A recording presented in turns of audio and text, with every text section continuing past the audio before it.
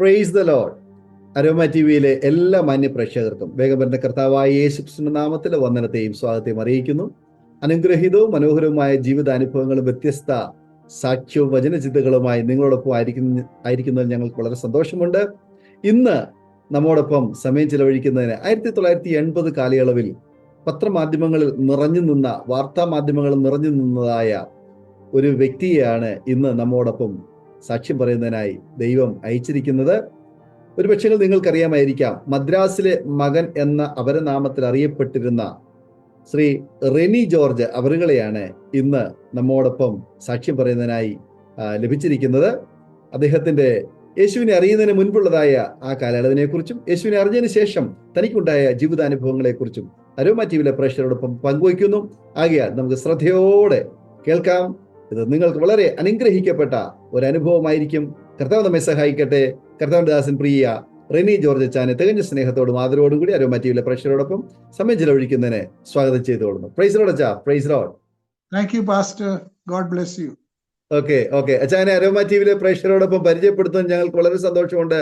ഒന്ന് പറയാമോ അച്ചാൻ, ഇപ്പൊ എവിടെ നിന്നാണ് ജോയിൻ ചെയ്തിരിക്കുന്നത്? വീട്ടിൽ ആരൊക്കെ ഉണ്ട്? ഞാനിപ്പോൾ ബാംഗ്ലൂരിൽ എൻ്റെ വീട്ടിലാണ് ഇരിക്കുന്നത്. എൻ്റെ ഭാര്യ ടീന എന്നോടൊപ്പമുണ്ട്. എൻ്റെ മകൾ റീമ ബാംഗ്ലൂരിൽ തന്നെ താമസിച്ച് ജോലി ചെയ്യുന്നു, എന്നോടൊപ്പം താമസിക്കുന്നു. ഓക്കെ, അച്ചാനെ അരോമ ടി വിയിലെ പ്രേക്ഷകരോടൊപ്പം പരിചയപ്പെടുത്താൻ ഞങ്ങൾക്ക് ഒത്തിരി സന്തോഷമുണ്ട്. അച്ചാനെ ഒന്ന് പരിചയപ്പെടുത്താമോ? അച്ചാന്റെ ബാല്യകാല സ്മരണകള്, മാതാപിതാക്കന്മാരെ കുറിച്ച്, സഹോദരങ്ങളെ കുറിച്ച്, വിദ്യാഭ്യാസ കാലയളവിനെ കുറിച്ച്, തുടർന്ന് ഇങ്ങോട്ട് ഒരുപാട് അനുഭവങ്ങൾ അച്ചാന് പറയാനുണ്ടെന്ന് എനിക്കറിയാം. ആകട്ടെ, അച്ചാന് തുടർമാനമായിട്ട് സംസാരിക്കാൻ കർത്താവ് അനുഗ്രഹിക്കട്ടെ. കർത്താവ് വിളിച്ച് വേർതിരിച്ച ആ നല്ല നല്ല ഓർമ്മകൾ അരോമ ടി വിയിലെ പ്രേക്ഷകരുമായിട്ട് അച്ചാന് തുടർന്ന് സംസാരിക്കാം. ദൈവനാമത്തിന് മഹത്വം ഉണ്ടാകട്ടെ. ആദ്യമായിട്ട് പാസ്റ്റർ ഡാനിയേലിനും അരോമ ടി വിക്കും എൻ്റെ ഹൃദയം നിറഞ്ഞ നന്ദിയും ആശംസകളും അറിയിക്കുന്നു. അരോമ എന്ന് കേട്ടപ്പോൾ എനിക്ക് എൻ്റെ മനസ്സിലേക്ക് ഓടി വന്ന ഒരു ചിത്രം, അനേക വർഷങ്ങൾക്ക് മുമ്പ് എനിക്ക് 10-12 വയസ്സുള്ള സമയത്ത് എൻ്റെ പിതാവ് എന്നെയും കൂട്ടിക്കൊണ്ട് ആലുവയിൽ ക്രിസ്ത്യൻ മീറ്റിങ്ങിന് കൊണ്ടുപോകുമായിരുന്നു. ആ സമയത്ത് അവിടെ ആലുവയിൽ അരോമ ഹോട്ടൽ എന്ന് പറഞ്ഞൊരു ഹോട്ടലുണ്ടായിരുന്നു. ആ ഹോട്ടലിൽ കയറി ഞങ്ങൾ ഭക്ഷണം കഴിച്ചതൊക്കെ എനിക്ക് ഇപ്പോഴും എൻ്റെ മനസ്സിൽ നല്ല ഓർമ്മയുണ്ട്. അത് മാത്രമല്ല, അരോമ എന്ന വാക്കിന്റെ അർത്ഥം സൗരഭ്യം എന്നാണല്ലോ. ക്രിസ്തുവേശുവിൽ എപ്പോഴും ഞങ്ങളെ ജയോത്സവമായി നടത്തുന്ന ദൈവത്തിന് സ്തോത്രം. രക്ഷിക്കപ്പെടുന്നവരുടെ ഇടയിലും നശിച്ചു പോകുന്നവരുടെ ഇടയിലും ഞങ്ങൾ ദൈവത്തിന് ക്രിസ്തുവിന്റെ സൗരഭ്യവാസനയാകുന്നു. അതുപോലെ തന്നെ ഈ അരോമ ടി വിയുടെ പുറകിൽ പ്രവർത്തിക്കുന്ന പാസ്റ്റർ ഡാനിയേലിനും അദ്ദേഹത്തിന്റെ സംരംഭങ്ങൾക്കും ലോകത്തിലെ ആത്മീക വേദികളിൽ, ആത്മീക ലോകത്ത് ആ സൗരഭ്യമായി തുടരുവാൻ കഴിയട്ടെ എന്ന് ഞാൻ ദൈവസന്നിധിയിൽ പ്രാർത്ഥിക്കുന്നു. നിങ്ങളുടെ എല്ലാ പ്രവർത്തനങ്ങളെയും ദൈവം അനുഗ്രഹിക്കട്ടെ. ഞാനിന്ന് സാക്ഷി പറയാനായിട്ട് പോകുമ്പോൾ എൻ്റെ മനസ്സിലുള്ള ചിന്ത, അതായത് ഞാൻ രക്ഷിക്കപ്പെട്ട ദൈവവേദലായപ്പോൾ 1987 കാലയളവിൽ ഞാൻ കർത്താവിൻ്റെ സാക്ഷിയായിട്ട് നിന്ന വേദികളൊക്കെ എൻ്റെ മനസ്സിൽ കൂടി കടന്നു വരുന്നുണ്ട്. അന്ന് എനിക്ക് 33 വയസ്സ് പ്രായമാണ്. ഇപ്പോൾ എത്രയോ വർഷങ്ങൾ കഴിഞ്ഞുപോയി. അന്ന് ഞാൻ പാടുന്ന ഒരു പാട്ടുണ്ട്. ചേറ്റിലല്ലയോ കിടന്നതോർത്തു നോക്കിയാൽ, നാറ്റമല്ലയോ വമിച്ചതൻ ജീവിതം. ചേറ്റിലല്ലയോ കിടന്നതോർത്തു നോക്കിയാൽ, നാറ്റമല്ലയോ വമിച്ചതൻ ജീവിതം. മാറ്റിയല്ലോ എൻ ജീവിതത്തെ മാറ്റമില്ലാത്ത നിന്റെ കൃപയാൽ. മാറ്റിയല്ലോ എൻ ജീവിതത്തെ മാറ്റമില്ലാത്ത നിന്റെ കൃപയാ. വാഴ്ത്തി സ്തുതിക്കുമെന്നും ഞാൻ എൻ്റെ താഴ്ചയിലോർത്ത ഈശനെ. പഴയ പോലൊന്നും പാട്ട് പാടാനൊന്നും കഴിയുന്നില്ലെങ്കിലും ആ പാട്ടിന്റെ ആ അർത്ഥ ഗാംഭീര്യം അതിൻ്റെ ആ ശക്തി അതൊരിക്കലും നഷ്ടപ്പെടത്തില്ല. പാപത്തിന്റെ ചേറ്റുകുഴിയിൽ നിന്നും കർത്താവായ യേശുക്രിസ്തുവിന്റെ കരങ്ങളാൽ കരയേറ്റപ്പെട്ട ഒരു മനുഷ്യന്റെ ഹൃദയത്തിന്റെ അടിത്തട്ടിൽ നിന്നും ഈ ഗാനം പുറത്തേക്ക് വരുമ്പോൾ അത് എത്ര അർത്ഥവത്തായ വരികളായി മാറുന്നു. അല്ലൽ തിങ്ങും ജീവിതത്തിൽ ഞാൻ വസിച്ചപ്പോൾ വല്ലഭാ നിൻ സ്നേഹം എന്നെ ഓ ഹല്ലേലൂയ. കൺമോഹം, ജഡമോഹം, ജീവനത്തിന്റെ പ്രതാപത്താൽ ലോകത്തിന്റെ മോഹങ്ങളിൽ കുടുങ്ങി കുരുങ്ങി നശിച്ച് ഒടുവിൽ പിശാചിന്റെ അറവശാലയിലേക്ക് നീങ്ങപ്പെട്ടുകൊണ്ടിരുന്നപ്പോൾ ആ ജീവിതത്തിന്റെ 11-ാം മണിക്കൂറിൽ അവിടെ നിന്നും കർത്താവായ യേശു ക്രിസ്തുവിന്റെ ആണിപ്പഴുതുള്ള കരങ്ങളാൽ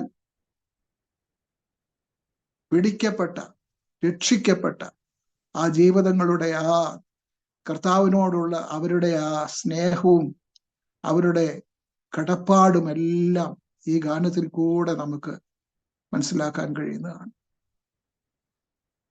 എൻ്റെ ജീവിതത്തിൽ ഞാൻ പലപ്പോഴും ചിന്തിച്ചിട്ടുണ്ട്. വേറൊരു പാട്ടുണ്ട്, അയ്യോ മരിച്ചു പോയെങ്കിൽ എൻ ദൈവമേ ഞാൻ ചെന്നേ വൻ നരകമതിൽ. എൻ്റെ കുഞ്ഞു പ്രായം മുതൽ ഇങ്ങോട്ട് വരുമ്പോൾ പല സന്ദർഭങ്ങളിൽ ഞാൻ മരണത്തെ മുഖാമുഖം കണ്ട സാഹചര്യങ്ങൾ എനിക്ക് ഓർമ്മയുണ്ട്. രക്ഷിക്കപ്പെടുന്നതിന് മുമ്പും രക്ഷിക്കപ്പെട്ടതിന് ശേഷവും. എന്നാൽ രക്ഷിക്കപ്പെടുന്നതിന് മുമ്പ് അറുപ്പാനും മുടിപ്പാനും മോഷ്ടിപ്പാനും മാത്രം അറിയാവുന്ന പിശാചിന്റെ പദ്ധതികളിൽ എൻ്റെ ജീവൻ ഈ ലോകത്തിൽ നിന്നും പൊലിഞ്ഞു പോയിരുന്നെങ്കിൽ ഞാൻ എവിടെ ആയിരുന്നേനെ. എന്നാൽ എൻ്റെ അമ്മയുടെ ഉദരത്തിൽ ഞാൻ ഉരുവാകുന്നതിന് മുമ്പേ എന്നെ കണ്ടിരുന്ന, എന്നെ അറിഞ്ഞിരുന്ന ദൈവത്തിന്റെ ആ അപാരമായ അഗാധമായ ആ ദിവ്യ സ്നേഹത്തിൽ തൻ്റെ ഏകജാതനായ പുത്രനെ എനിക്കും വേണ്ടി കൂടി കാൽവറിയിൽ യാഗമാക്കിയതിനായി ഓ ഹല്ലേലൂയ, ഞാൻ നന്ദി നിറഞ്ഞ ഹൃദയത്തോടെ ദൈവത്തിന് സ്തോത്രം ചെയ്യുന്നു. പ്രിയപ്പെട്ടവരെ, നമ്മുടെ കർത്താവ് എത്ര നല്ലവനാണ്, അവനെത്ര മതിയായവനാണ്. 2000 വർഷങ്ങൾക്ക് മുമ്പ് കാൽവറി ക്രൂശിൽ താൻ യാഗമായി തീർന്നപ്പോൾ താൻ ഒടുവിൽ പറഞ്ഞത് എല്ലാം നിവൃത്തിയായി എന്നാണ്. എല്ലാം നിവൃത്തിയായി. ഇംഗ്ലീഷിൽ ഇറ്റ് ഈസ് ഫിനിഷ്ഡ്. ലോകം കണ്ടിട്ടുള്ളതിൽ വെച്ച് ഏറ്റവും വലിയ, ഏറ്റവും ശക്തമായ ഒരു സാഹചര്യത്തിൽ കേട്ടതായ ഒരു ഡിക്ലറേഷനാണ് ഇറ്റ് ഈസ് ഫിനിഷ്ഡ്. ലോകത്തിലെ ഒരു ഭരണാധികാരികൾക്കും ഒരു ചക്രവർത്തിമാർക്കും ആർക്കും അവരുടെ ദൗത്യം ഫിനിഷ് ചെയ്യാൻ കഴിഞ്ഞിട്ടില്ല. എല്ലാവരും അപൂർണമാക്കി ലോകത്തിൽ നിന്നും മാറ്റപ്പെട്ടപ്പോൾ കർത്താതി കർത്താവും രാജാതി രാജാവുമായി ലോകത്തിൽ വരുവാൻ പോകുന്ന കർത്താവായ യേശു ക്രിസ്തു താൻ മനുഷ്യകുലത്തിന്റെ രക്ഷയ്ക്കായിട്ട് മനുഷ്യനായി ജനിച്ച് ജീവിച്ച് തൻ്റെ ജീവൻ കാൽവറിയിൽ യാഗമാക്കി തീർന്നപ്പോൾ താൻ അരുളി ചെയ്തു എല്ലാം നിവൃത്തിയായി.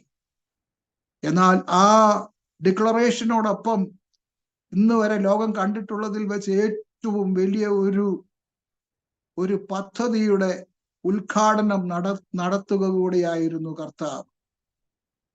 രക്ഷാദൗത്യം ഇന്ന് വരെ ലോകം കണ്ടിട്ടുള്ളതിൽ വെച്ച് ഏറ്റവും വലിയ പദ്ധതി, രക്ഷാപദ്ധതി ഈ ലോകത്തിലെ ഒരു കമ്പനികൾക്കും ഒരു ധനികന്മാർക്കും ആർക്കും പടുത്തുയർത്താൻ കഴിയാത്തതായ ഒരു വലിയ പദ്ധതി, രക്ഷാപദ്ധതി യേശു കാൽവറിയിൽ അത് ആരംഭിച്ചു. തന്നോടൊപ്പം ഇടത്തും വലത്തുമായിട്ടുണ്ടായിരുന്ന ആ ദുഷ്പ്രവർത്തിക്കാരിൽ വലതുഭാഗത്തുണ്ടായിരുന്ന ആ ദുഷ്പ്രവർത്തിക്കാരനെ തന്നോടൊപ്പം ആ ദിവസം തന്നെ പറുദീസയിലേക്ക് കൊണ്ടുപോകുവാനായി താൻ സന്നദ്ധത താൻ സമ്മതിക്കുകയും അപ്രകാരം തന്നെ ആ മനുഷ്യൻ, ആ ദുഷ്പ്രവർത്തിക്കാരൻ, അവൻ കർത്താവിനോടൊപ്പം പറുദീസയിലേക്ക് പോവുകയും അതിനെ തുടർന്നുള്ള ആ ലക്ഷ്യസ്ഥാനത്ത് എത്തിച്ചേരുകയും ചെയ്തു. പ്രിയപ്പെട്ടവർ, അതാണ് ലോകത്തിലെ ഏറ്റവും വലിയ പദ്ധതി എന്ന് പറയുന്നത്, രക്ഷാപദ്ധതി. അവൻ നമ്മെ ക്രിസ്തു മൂലം തന്നോട് നിരപ്പിച്ച് നിരപ്പിന്റെ ശുശ്രൂഷ നമുക്ക് തന്നിരിക്കുന്നു. The ministry of reconciliation.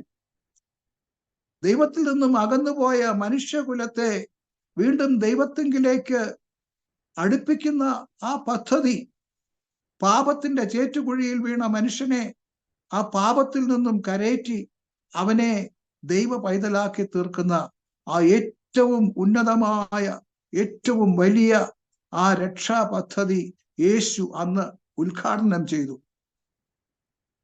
ആ പദ്ധതിയിൽ ഈ ലോകത്തിലെ ഏറ്റവും വെറുക്കപ്പെട്ടവനായിരുന്ന, ഏറ്റവും പാപിയായിരുന്ന എന്നെയും ഉൾപ്പെടുത്തി എന്നുള്ളതാണ് എനിക്ക് മനസ്സിലാക്കുവാൻ കഴിഞ്ഞത്. എന്നോട് ആളുകൾ സാക്ഷ്യം പറയാൻ പറയുമ്പോൾ എൻ്റെ കഥകളൊക്കെ കേൾക്കുവാൻ അവർ ആഗ്രഹിക്കും. അതുകൊണ്ട് എന്നോട് പറയും, സാക്ഷ്യമൊക്കെ ഒന്ന് വിശദമായി പറയണം. അതുകൊണ്ട് ആദ്യകാലത്തൊക്കെ ഞാൻ കുറച്ച് ഡീറ്റെയിൽഡ് ആയിട്ടൊക്കെ പറയുമായിരുന്നു. പിന്നീട് വന്നപ്പോൾ അതിനൊരു സെൻസറിങ് ഒക്കെ ഏർപ്പെടുത്തി എല്ലാം ഒന്നും പറയുന്നത് ശരിയല്ല എന്ന് എനിക്ക് മനസ്സിലായതുകൊണ്ട്, എന്നാൽ സംക്ഷിപ്തമായിട്ടുള്ള ഭാഗങ്ങളൊക്കെ ഞാൻ പറയുമായിരുന്നു. എന്നാൽ അതിനു മുമ്പ് വേദപുസ്തകത്തിൽ നിന്നും ഒരു വാക്യം ഞാൻ എപ്പോഴും പറയും. ക്രിസ്തുയേശു പാപികളെ രക്ഷിപ്പാൻ ലോകത്തിൽ വന്നു എന്നുള്ളത് വിശ്വാസ്യവും എല്ലാവരും അംഗീകരിപ്പാൻ യോഗ്യവുമായ വചനം തന്നെ. ആ പാപികളിൽ ഞാൻ ഒന്നാമൻ. ആ പാപികളിൽ ഞാൻ ഒന്നാമൻ എന്ന് പറയുമ്പോൾ എനിക്കതിനുള്ള എല്ലാ യോഗ്യതയുമുണ്ട്, അർഹതയുമുണ്ട്. ആരും അവകാശം പറയാത്തൊരു അവകാശമാണ് പാപികളിൽ ഒന്നാമൻ എന്നുള്ള അവകാശവാദം. ആരും ആഗ്രഹിക്കുന്നതല്ല. എന്നാൽ അപ്പോസ്തലനായ പൗലോസിന് അത് പറയാനുള്ള പ്രാഗൽഭ്യമുണ്ടായി, അത് പറയാനുള്ള താഴ്മയുണ്ടായി, സന്മനസ്സുണ്ടായി. പ്രിയപ്പെട്ടവരെ, അത് പരിശുദ്ധാത്മാവ് നൽകുന്നതായിട്ടുള്ള ഒരു അവസ്ഥയാണത്. തന്റെ ലംഘനങ്ങളെ മറയ്ക്കുന്നവന് ശുഭം വരികയില്ല, ഏറ്റുപറഞ്ഞ് ഉപേക്ഷിക്കുന്നവനോ കരുണ ലഭിക്കും. തന്നെത്താൻ താഴ്ത്തുന്നവനെ ദൈവം ഉയർത്തും. എൻ്റെ ജീവിതത്തിൽ ഞാനൊരു കൊലപാതകിയായി തീർന്നു. ഒരിക്കലും ഒരു കൊലപാതകിയായി തീരുവാൻ ഈ ലോകത്തിൽ ഒരു മനുഷ്യനും ആഗ്രഹിക്കുമെന്ന് എനിക്ക് തോന്നുന്നില്ല. എന്നാൽ ഒരു മനുഷ്യന്റെ ജീവിതത്തിൽ സംഭവിക്കാവുന്ന ഏറ്റവും ഹീനമായ ഒരു അവസ്ഥയാണ് കൊലപാതകിയായി തീരുക എന്നുള്ളത്. അതെന്റെ ജീവിതത്തിൽ സംഭവിച്ചു, പ്രിയപ്പെട്ടവരെ. എന്നാൽ അവിടെ എത്തിച്ചേർന്നത് അനേക വർഷങ്ങളിൽ കൂടി പാപജീവിതത്തിൽ തുടർന്ന് ഒടുവിൽ ആണ് അവിടെ എത്തിച്ചേർന്നത്. ബൈബിൾ പറയുന്നത്, പിശാച് മോഷ്ടിപ്പാനും അറുപ്പാനും മുടിപ്പാനും വരുന്നു, ഞാനോ നിങ്ങൾക്ക് ജീവനും സമൃദ്ധിയായ ജീവനും തരുന്നു. എൻ്റെ ജീവിതത്തിൽ ഞാൻ ആരംഭിച്ചത് ഒരു മോഷണത്തിൽ കൂടിയാണ്. മോഷണം എന്ന് പറഞ്ഞു കഴിഞ്ഞാൽ പുറത്തു പോയി മോഷ്ടിച്ചതൊന്നുമല്ല. എൻ്റെ പിതാവിൻ്റെ പേഴ്സിൽ നിന്നും എൻ്റെ ഗ്രാൻഡ് ഫാദറിൻ്റെ പേഴ്സിൽ നിന്നുമൊക്കെ ഞാൻ കോയിൻസ് എടുക്കുമായിരുന്നു. ചോക്ലേറ്റ് വാങ്ങിക്കാൻ വേണ്ടി കോയിൻസ് എടുക്കാൻ തുടങ്ങി. ആ 4 അണ, അന്നത്തെ കാലത്ത് 4 അണ എന്നൊക്കെ പറയുന്നത് വലിയ എമൗണ്ടാണ്. 4 അണ 8 അണയായി, 1 രൂപയായി, 10 രൂപയായി. അങ്ങനെ അവസാനം ഞാൻ എൻ്റെ ജീവിതത്തിൽ സംഭവിച്ച കഥ അനേകർക്ക് അറിയാം. ഞാൻ പറഞ്ഞതുപോലെ എനിക്കിപ്പോൾ 71 വയസ്സായപ്പോൾ എൻ്റെ സംഭവം നടന്നിട്ട് ഇപ്പോൾ 40 വർഷത്തിൽ കൂടുതലായി. മുകളിലോട്ടുള്ള പ്രേക്ഷകർക്ക്, കേൾവിക്കാർക്ക് ഒരു പക്ഷേ റെനി ജോർജ് എന്നും മദ്രാസിലെ മോനെന്നും കരിക്കൻവില്ല എന്നൊക്കെ പറഞ്ഞാൽ കേട്ടുകേൾവി ഉണ്ടായിരിക്കാൻ സാധ്യതയുണ്ട്. എന്നാൽ ബാക്കിയുള്ള ജനറേഷന് അതിനെക്കുറിച്ച് യാതൊരു ഗ്രാഹ്യവുമില്ല. അതുകൊണ്ട് ചില കാര്യങ്ങൾ മാത്രം ഞാൻ പറയുന്നു എന്നുള്ളതേ ഉള്ളൂ. എൻ്റെ ചെറുപ്രായം കൂടുതലും ഞാൻ എൻ്റെ ഗ്രാൻഡ് പേരൻസിൻ്റെ കൂടെയാണ് സ്പെൻഡ് ചെയ്തത്. എൻ്റെ പിതാവും മാതാവും അവർ മിഷണറിമാരായിരുന്നു. അവർ രണ്ടുപേരും ഇപ്പോൾ ലോകത്തിൽ ജീവനോടെയില്ല. 92-93 വയസ്സുകളിൽ അവർ ഈ ലോകത്തിൽ നിന്ന് മാറ്റപ്പെട്ടു. എൻ്റെ പിതാവ് ഒരു അധ്യാപകനായിരുന്നു. എന്നാൽ 1964 താൻ തൻ്റെ അധ്യാപക ജോലി രാജിവെച്ചിട്ട് താൻ ഒരു മിഷണറി പ്രവർത്തനത്തിലേക്ക് നീങ്ങുകയാണ് ഉണ്ടായത്. ആ സമയത്തൊക്കെ ഞങ്ങള് കൊച്ചു പിള്ളേർ, ഞങ്ങള് 8 മക്കളാണ്, 7 ആണും 1 പെണ്ണും. എൻ്റെ പിതാവ് മിഷണറി ആയി തീർന്ന സമയത്ത് എനിക്ക് തോന്നുന്നത് ഞങ്ങളുടെ കുടുംബത്തിൽ 6 മക്കളുണ്ട്. പിന്നീടുള്ള 2 പേര് അതിന് ശേഷം ഉണ്ടായതാണ്. എനിക്ക് ഒരു സിസ്റ്റർ മാത്രമേ ഉള്ളൂ. ഞങ്ങൾ 7 ആണും 1 പെണ്ണുമാണ്. അങ്ങനെയുള്ള ഒരു കുടുംബത്തിലാണ് ഞാൻ ജനിച്ചു വളർത്തപ്പെട്ടത്. ഞാൻ പറഞ്ഞ പോലെ ഞാൻ കൂടുതൽ സമയവും, ഞാൻ 3ാമത്തവനാണ്. അപ്പൊ ആദ്യത്തെ 2 ആമക്കൾ കഴിഞ്ഞ് 3ാമതൊരു മകനും കൂടെ ഉണ്ടായപ്പോൾ സ്വാഭാവികമായി ഗ്രാൻഡ് പേരൻസ് വിചാരിച്ചു മകൾക്ക് അല്പം ഭാരം കുറയ്ക്കാമെന്ന് കരുതിയായിരിക്കും ചിലപ്പോൾ 3ാമനായിരുന്ന എന്നെ അവരുടെ കൂടെ കൊണ്ടുപോയി താമസിപ്പിച്ച് ഞാൻ അവരോടൊപ്പം വളർന്നത്. അപ്പം ഇടയ്ക്കൊക്കെ എൻ്റെ പേരൻസിൻ്റെ അടുക്ക് വരും. അങ്ങനെ ആദ്യത്തെ പ്രൈമറി ഏജൊക്കെ ഞാൻ എൻ്റെ ഗ്രാൻഡ് പേരൻസിൻ്റെ കൂടെ ആയിരുന്നു. ഇടയ്ക്ക് അത് കഴിഞ്ഞിട്ട് 5th സ്റ്റാൻഡേർഡ് ആയപ്പോൾ എൻ്റെ പേരൻസിൻ്റെ അടുക്ക വന്നു. എന്നാൽ ഞാൻ എൻ്റെ കുഞ്ഞു പ്രായം മുതൽ തന്നെ ഒരു പ്രത്യേക സ്വഭാവമുള്ളവനായി. ഞാൻ പറഞ്ഞല്ലോ, ഞാൻ ഈ പൈസ എടുക്കുന്ന ഒരു പരിപാടി, അത് മോഷണമാണ്. 1 രൂപ എടുക്കുന്നതും 1 ലക്ഷം രൂപ എടുക്കുന്നതും ഒരുപോലെയാണ്.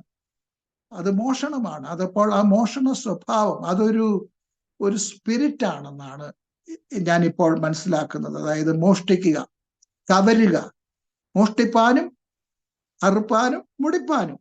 അപ്പോൾ പിശാച് മനുഷ്യരിൽ ഉണ്ടാക്കിയെടുക്കുന്നതായിട്ടുള്ള അവരെ ഏറ്റവും മോശമായ അവസ്ഥയിലേക്ക് കൊണ്ടുപോകാനായിട്ട് അവരെ ആദ്യം അവൻ റിക്രൂട്ട് ചെയ്യുമ്പോൾ അവരെ കൊണ്ട് ചെയ്യിക്കുന്ന ഒരു കാര്യമാണ് മോഷ്ടിക്കുക എന്ന് പറയുന്നത്. അങ്ങനെ മോഷ്ടിക്കുമ്പോൾ അതിൻ്റെ അകത്ത് കുറ്റബോധം ഇല്ലാതെ മുന്നോട്ട് പോകുന്ന വ്യക്തി പിന്നെ അടുത്ത് അതിനേക്കാൾ വലിയ കാര്യങ്ങൾ ചെയ്യും. അങ്ങനെയാണ് അപ്ഗ്രേഡ് ചെയ്ത് അവസാനം കള്ളക്കടത്തിലും കവർച്ചയിലും കൊലപാതകത്തിലും ഒക്കെ മനുഷ്യൻ എത്തിച്ചേരുന്നത്. അപ്പോൾ ഈ മോഷണം എന്ന് പറയുന്നത് അതൊരു സ്പിരിറ്റ് ആണ്. അതൊരു മനുഷ്യന്റെ ഒരു സ്വഭാവ വൈകല്യമാണ്. ഈ വൈകല്യങ്ങളെല്ലാം ദൈവത്തിൽ നിന്നുള്ളതല്ല. ദൈവം മനുഷ്യനെ സൃഷ്ടിച്ചത് പെർഫെക്റ്റ് ആയിട്ടാണ് സൃഷ്ടിച്ചിരിക്കുന്നത്. ദൈവത്തിന്റെ സൃഷ്ടിയിൽ ഒരു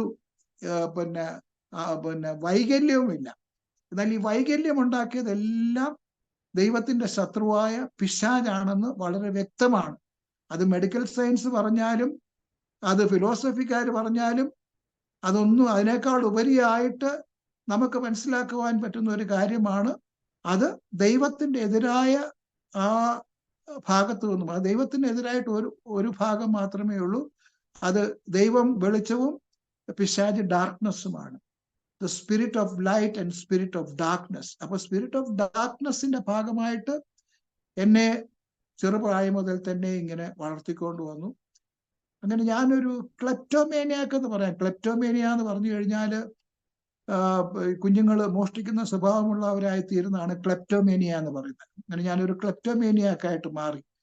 എൻ്റെ കുടുംബത്തിൽ തന്നെ ഞാൻ ഈ നെയിൽ കട്ടറൊക്കെ, എൻ്റെ അമ്മയുടെ അനിയത്തി, അന്നത്തെ കാലത്ത് നെയിൽ കട്ടേഴ്സ് ഒന്നും ഇല്ല. പുള്ളിക്കാരത്തി ഗൾഫിൽ നിന്ന് വന്നപ്പോൾ ഒരു നെയിൽ കട്ടർ കൊണ്ടുവന്ന് അവിടെ വെച്ചിരുന്നത് ഞാൻ പുള്ളിക്കാരത്തി അറിയാതെ എടുത്ത് മാറ്റി. അവസാനം ഞാൻ പിടിക്കപ്പെട്ടു. അപ്പൊ അങ്ങനെ പിന്നെ പൈസ എടുത്തതിന് എന്നെ പിടിച്ചു. അങ്ങനെ ഞാനൊരു അറിയപ്പെടുന്ന മോഷ്ടാവായിട്ട് എൻ്റെ കുടുംബത്തിൽ തന്നെ മാറിയപ്പോൾ അതെനിക്കറിയത്തില്ല. അന്ന് എനിക്ക് അതിനെക്കുറിച്ച് ബോധ്യമൊന്നുമില്ല. എനിക്ക് മുട്ടായി വാങ്ങിക്കണം, കൂട്ടുകാർക്ക് കൊടുക്കണം, കൂട്ടുകാരെ സന്തോഷിപ്പിക്കണം, ഇത്രയൊക്കെ ഉള്ള എൻ്റെ പരിപാടി. പിന്നെ ഞാൻ അതിൻ്റെ കൂടെ ബീഡി വലി, സിഗരറ്റ് വലിയൊക്കെ പഠിച്ചു. ഞാൻ താമസിച്ചിരുന്ന ഒരു ഗ്രാമീണ മേഖലയിലായിരുന്നു. അവിടെ കൂലിക്കാരും ഒക്കെ പറമ്പിൽ പണിയാൻ വരുന്ന കൂലിക്കാരൊക്കെ അവര് വിശ്രമ സമയത്ത് അവരുടെ പൊതിയഴിച്ച് ബീഡിയൊക്കെ വലിക്കുമ്പം അത് കാണുമ്പം എനിക്കും അതിനോട് താല്പര്യം തോന്നി. അങ്ങനെ ഞാനും അതൊക്കെ സംഘടിപ്പിച്ച്, ചുരുക്കം പറഞ്ഞു കഴിഞ്ഞാൽ ചെറുപ്രായത്തിൽ തന്നെ ഞാനൊരു വളരെ വികലമായ സ്വഭാവത്തിന് ഉടമയായി തീർന്നു. അല്പസ്വല്പമൊക്കെ പഠിക്കാൻ ബുദ്ധി ഉണ്ടായിരുന്നതുകൊണ്ട് പഠിക്കും, ജയിക്കും, ഇങ്ങനെ അങ്ങ് പോയി. അങ്ങനെ ഒടുവിൽ അവസാനം ഞാൻ 9th സ്റ്റാൻഡേർഡ് ആയപ്പോഴത്തേക്കും എൻ്റെ സ്വഭാവം എൻ്റെ മൂർധന്യാവസ്ഥയിലെത്തി, മദ്യപാനത്തിൽ വരെ എത്തി. അപ്പൊ നിങ്ങൾക്ക് മനസ്സിലാക്കാൻ കഴിയും, 9th സ്റ്റാൻഡേർഡ് പഠിക്കുന്ന പയ്യനെന്ന് പറഞ്ഞു കഴിഞ്ഞാൽ ഒരു 12-13 വയസ്സേ ഉള്ളൂ. ആ സമയത്ത് കള്ളുകൂടി തുടങ്ങിയാൽ ഉള്ള അവസ്ഥ എന്താണ്? ഞാൻ ആരുടെ മകനാണെന്ന് ചിന്തിക്കണം. അപ്പൊ എൻ്റെ കുടുംബത്തിൽ ഞാൻ എത്രമാത്രം പ്രശ്നങ്ങൾ ഉണ്ടാക്കുന്നവനായിരുന്നു. എൻ്റെ മാതാപിതാക്കൾക്ക് ഞാനൊരു തലവേദനയായിരുന്നു. എൻ്റെ കുടുംബത്തിന് ഞാനൊരു തലവേദനയായിരുന്നു. പക്ഷെ ഞാനിങ്ങനെ വളരുകയാണ്. എനിക്കൊന്നും ഒരു പ്രശ്നമല്ല. ഞാനിതൊക്കെ എൻജോയ് ചെയ്യുകയാണ്. എനിക്കിതൊക്കെ ഒരു വലിയൊരു ത്രില്ലായിരുന്നു അന്ന്. പൈസ ഇല്ലെന്നുണ്ടെങ്കിൽ വീട്ടിലിരിക്കുന്ന ന്യൂസ് പേപ്പർ എല്ലാം കൊണ്ട് എടുത്തുകൊണ്ട് പോയി കടയിൽ കൊണ്ട് കൊടുത്ത് കാശ് വാങ്ങിച്ച് മാടക്കടക്കാരൻ്റെ അവിടുത്തെ പറ്റു തീർക്കാൻ വേണ്ടി കൊണ്ടുവന്ന് ന്യൂസ് പേപ്പർ കൊണ്ട് കൊടുത്തു. ഞാൻ ഓർക്കുന്നുണ്ട്, വീട്ടിലിരുന്ന് അമ്മ മാസക്കണക്കിന് അരിയൊക്കെ വാങ്ങിച്ച് സ്റ്റോക്ക് ചെയ്ത് വെച്ചിരിക്കുന്ന അരി വരെ ഞാൻ എടുത്തുകൊണ്ട് കൊണ്ടുപോയി ഇപ്പൊ ചായക്കടക്കാരന് കൊടുത്ത് ദോശയും മുട്ടയും അടിക്കാൻ വേണ്ടി കൊടുത്തിട്ടുണ്ട്. അപ്പൊ നിങ്ങൾ ചിന്തിച്ചോണം, എത്ര എത്ര ഭയങ്കരനായ ഒരു വ്യക്തിയായിരുന്നു റെനി ജോർജ് കൊച്ചു പ്രായത്തിൽ തന്നെ. ഇങ്ങനെയാണ് കുഞ്ഞുങ്ങൾ വഴിതെറ്റി പോകുന്നത്. ഇതൊന്നും എന്നെ പോലെ എല്ലാവരും തുറന്ന് പറയാത്തോണ്ട് അറിയാത്തതാണ്. അനേകരുടെ ജീവിതത്തിൽ ഇതൊക്കെ സംഭവിച്ചിട്ടുണ്ടായിരിക്കും. പക്ഷെ ഞാൻ പറയാൻ ഉദ്ദേശിക്കുന്നത് എവിടെ തുടങ്ങി എവിടെ അവസാനിക്കുന്നു എന്നുള്ളതാണ്. ഒരു കഞ്ചാവ് ബീഡിയിൽ തുടങ്ങിയ, അല്ലെങ്കിൽ ഒരു ചെറിയ കുറ്റിബീഡിയിൽ തുടങ്ങിയ സ്വഭാവം അവസാനം ചെന്നെത്തിയത് മാരകമായിട്ടുള്ള മയക്കുമരുന്നിന്റെ അടിമത്തത്തിലും മദ്യപാനത്തിലും വ്യഭിചാരത്തിലും ഭയങ്കരമായ ആ ജീവിതത്തിന്റെ ആ ഏറ്റവും ശോചനീയമായ അവസ്ഥയിലായി തീരുന്നു എന്നുള്ളതാണ് ഞാൻ നിങ്ങളെ മനസ്സിലാക്കാനായിട്ട് ആഗ്രഹിക്കുന്നത്. അങ്ങനെ എൻ്റെ 27ാമത്തെ വയസ്സിൽ ഞാൻ 10ാം ക്ലാസ് കഴിഞ്ഞ് എൻ്റെ ഗ്രാൻഡ് ഫാദർ എന്നെ അവിടെ റാന്നിയിൽ കോളേജിൽ കൊണ്ടാക്കി, സെന്റ് തോമസ് കോളേജിൽ കൊണ്ടാക്കി. പ്രീ ഡിഗ്രിക്ക് 4th ഗ്രൂപ്പ് എടുത്ത് അവിടെ കൊണ്ടാക്കി. അപ്പൊ വീട്ടിൽ നിന്ന് ബസ്സിലൊക്കെ കയറി കുറച്ച് ദൂരം പോകണം. എൻ്റെ ഗ്രാൻഡ് ഫാദറിന്റെ വീട് കുമ്പളാമ്പൊയ്ക എന്ന് പറയും. അവിടുന്ന് 10-15 കിലോമീറ്റർ ദൂരെയാണ് റാന്നി. ഇപ്പൊ ബസ്സിൽ കയറിയൊക്കെ പോകാം, സ്വാതന്ത്ര്യമായി. ഇപ്പം ഉച്ചയ്ക്ക് കഴിക്കാനുള്ള പൈസയും ബസ് കൂലിയൊക്കെ വല്യപ്പച്ചൻ തരും. അതൊക്കെ കൊണ്ടുപോയി ഞാൻ സിഗരറ്റ് വാങ്ങിച്ച് കൂട്ടുകാരുമായിട്ട് കൂടി ഇരുന്ന് വലിക്കും. ഇങ്ങനെയൊക്കെ ആയിട്ട് അങ്ങനെ കോളേജിൽ ഞാൻ അവിടുത്തെ അന്നത്തെ രാഷ്ട്രീയ മേഖലയിലേക്ക് പതുക്കെ ചേക്കേറി. SFIയുടെ ഒരു സജീവ പ്രവർത്തകനായിട്ട് മാറി. ആ കോളേജിൽ കേരള സ്റ്റുഡൻസ് യൂണിയനും കേരള KSCയും KSUവും ഒക്കെ ഉണ്ടായിരുന്നു. എന്നാൽ SFIക്കാര് വളരെ കുറച്ച് പേരെ ഉള്ളായിരുന്നു. SFI എന്ന് പറഞ്ഞാൽ ഇപ്പോഴത്തെ മാർക്സിസ്റ്റ് പാർട്ടിയുടെ വിദ്യാർത്ഥി വിഭാഗമാണ് SFI, students federation of India. അപ്പൊ ഞങ്ങൾക്ക് സ്റ്റഡി ക്ലാസ് എടുക്കാനായിട്ട് പല ദൂരത്തു നിന്നും ആളുകളൊക്കെ വരും. ഞാൻ ഇതിലൊക്കെ ചേർന്നു. അപ്പം എൻ്റെ പ്രധാന പരിപാടി എന്ന് പറഞ്ഞു കഴിഞ്ഞാൽ കോളേജിൽ സ്ട്രൈക്ക് ഓർഗനൈസ് ചെയ്യുകയാണ്. നേരെ പോയി ബെല്ലടിക്കുക, സ്ട്രൈക്ക് ഡിക്ലെയർ ചെയ്യുക, ക്ലാസ്സുകളെല്ലാം പുറത്താക്കുക, പ്രശ്നമാകുക. അപ്പോഴത്തേക്കും ടീച്ചേഴ്സും പ്രിൻസിപ്പലും ഒക്കെ ഇടപെടും. അവസാനം അവിടുത്തെ പ്രിൻസിപ്പലിനെ പിടിച്ചു തള്ളുന്ന പ്രശ്നം വരെ എത്തി. അങ്ങനെ എന്നെ ആ 1 വർഷം കഴിഞ്ഞപ്പം ആ കോളേജിൽ നിന്നും എനിക്ക് പോകേണ്ടി വന്നു. അവിടെ നിന്നും അടുത്ത കോളേജിൽ പോയി. അവിടെ നിന്നും കോട്ടയത്ത് വന്ന് വേറൊരു കോളേജിൽ ചേർന്നു.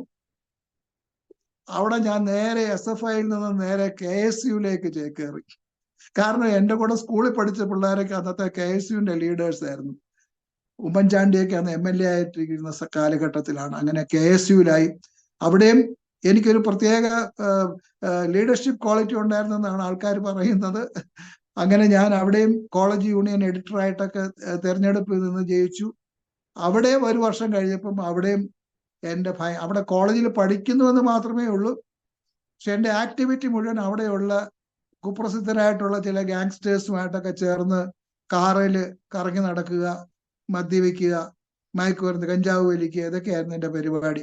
അങ്ങനെ ആ കോളേജിലെ വിദ്യാഭ്യാസവും അതോടുകൂടി പൂർത്തിയാക്കാനാവാതെ അവിടെ നിന്നും ഒടുവിൽ എൻ്റെ മാതാപിതാക്കൾ മദ്രാസിൽ, അവർ എവരി ഹോം ക്രൂസൈഡിന്റെ ഡയറക്ടറായിട്ട് എൻ്റെ പിതാവ് മദ്രാസിൽ താമസിക്കുന്ന സമയമാണ്.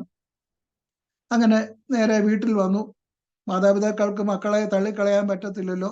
അവരെന്നെ സ്നേഹത്തോടെ സ്വീകരിച്ചു. അങ്ങനെ അവിടെ മദ്രാസിൽ എൻ്റെ താമസം തുടങ്ങി. വളരെ താമസിയാതെ ആ മദ്രാസ് പട്ടണത്തിൽ ഞാൻ ഒന്നൊന്നായിട്ട് സുഹൃത്തുക്കളെ നേടുവാൻ തുടങ്ങി. എല്ലാ നാനാതുറയിൽപ്പെട്ട ചെറുപ്പക്കാർ എൻ്റെ സുഹൃത്തുക്കളായിട്ട് മാറി. ധനികരായ കൂട്ടുകാരും വിദേശികളായ കൂട്ടുകാരും, ഇങ്ങനെ ഒരു വലിയ സുഹൃത്ത് വലയത്തിന്റെ ഉടമയായി തീർന്നു ഞാൻ അവരുടെ ഇടയിൽ അവർക്ക് എല്ലാവർക്കും വളരെ വേണ്ടപ്പെട്ടവനായിട്ട് മാറുവാൻ അധികം നാളുകൾ വേണ്ടി വന്നില്ല. കാരണം എനിക്കുണ്ടായിരുന്നതായിട്ടുള്ള ആ പ്രത്യേക കഴിവുകൾ ഉപയോഗിച്ച് ഞാൻ അവർക്ക് ആവശ്യമായിട്ടുള്ള വേദികളെല്ലാം ഒരുക്കുവാനായിട്ട് വിദഗ്ധനായിരുന്നു. അവർക്ക് ആവശ്യമായിട്ടുള്ള, അന്നത്തെ കാലത്ത് ഈ വെസ്റ്റേൺ മ്യൂസിക്, ബീറ്റിൽസ് ഒക്കെ ഇറങ്ങിയ കാലഘട്ടമാണ്, ഹിപ്പി കൾച്ചറിന്റെ കാലഘട്ടമാണ്. അന്ന് റോക്ക് മ്യൂസിക്കിന്റെ ആവിർഭാവം അന്ന് ഇന്ത്യയിൽ എത്തിയിട്ടേ ഉള്ളൂ. അപ്പോൾ ഏറ്റവും പിള്ളേർക്ക് ഇഷ്ടമുള്ള, അതായത് കഞ്ചാവൊക്കെ വലിച്ചു കഴിഞ്ഞാൽ നല്ല ഫാസ്റ്റ് ബീറ്റ് ഉള്ള ഇംഗ്ലീഷ് മ്യൂസിക് ഒക്കെ പിള്ളേർക്ക് കേൾക്കുന്നത് വലിയ ഇഷ്ടമാണ്. അതൊക്കെ ഞാൻ ഓർഗനൈസ് ചെയ്യും. ഇതെല്ലാം സംഘടിപ്പിച്ചുകൊണ്ട് വന്ന് പിന്നെ പാർട്ടികൾ നടത്തുക, ധനികരായ കൂട്ടുകാരുടെ കാറും മോട്ടോർ ബൈക്കും ഒക്കെ ഉപയോഗിച്ച് നഗരത്തില് അങ്ങോട്ടും ഇങ്ങോട്ടും ഒക്കെ ഓടിച്ചു നടക്കുക, ബോയ് ഫ്രണ്ട്സും ഗേൾ ഫ്രണ്ട്സും, ഇങ്ങനെ ഭയങ്കരമായിട്ടുള്ള ഒരു അവസ്ഥയിലേക്ക് ഞാൻ മാറ്റപ്പെടുകയായിരുന്നു. അങ്ങനെ മദ്രാസ് നഗരത്തിൽ ചില വർഷങ്ങൾ താമസിച്ചു.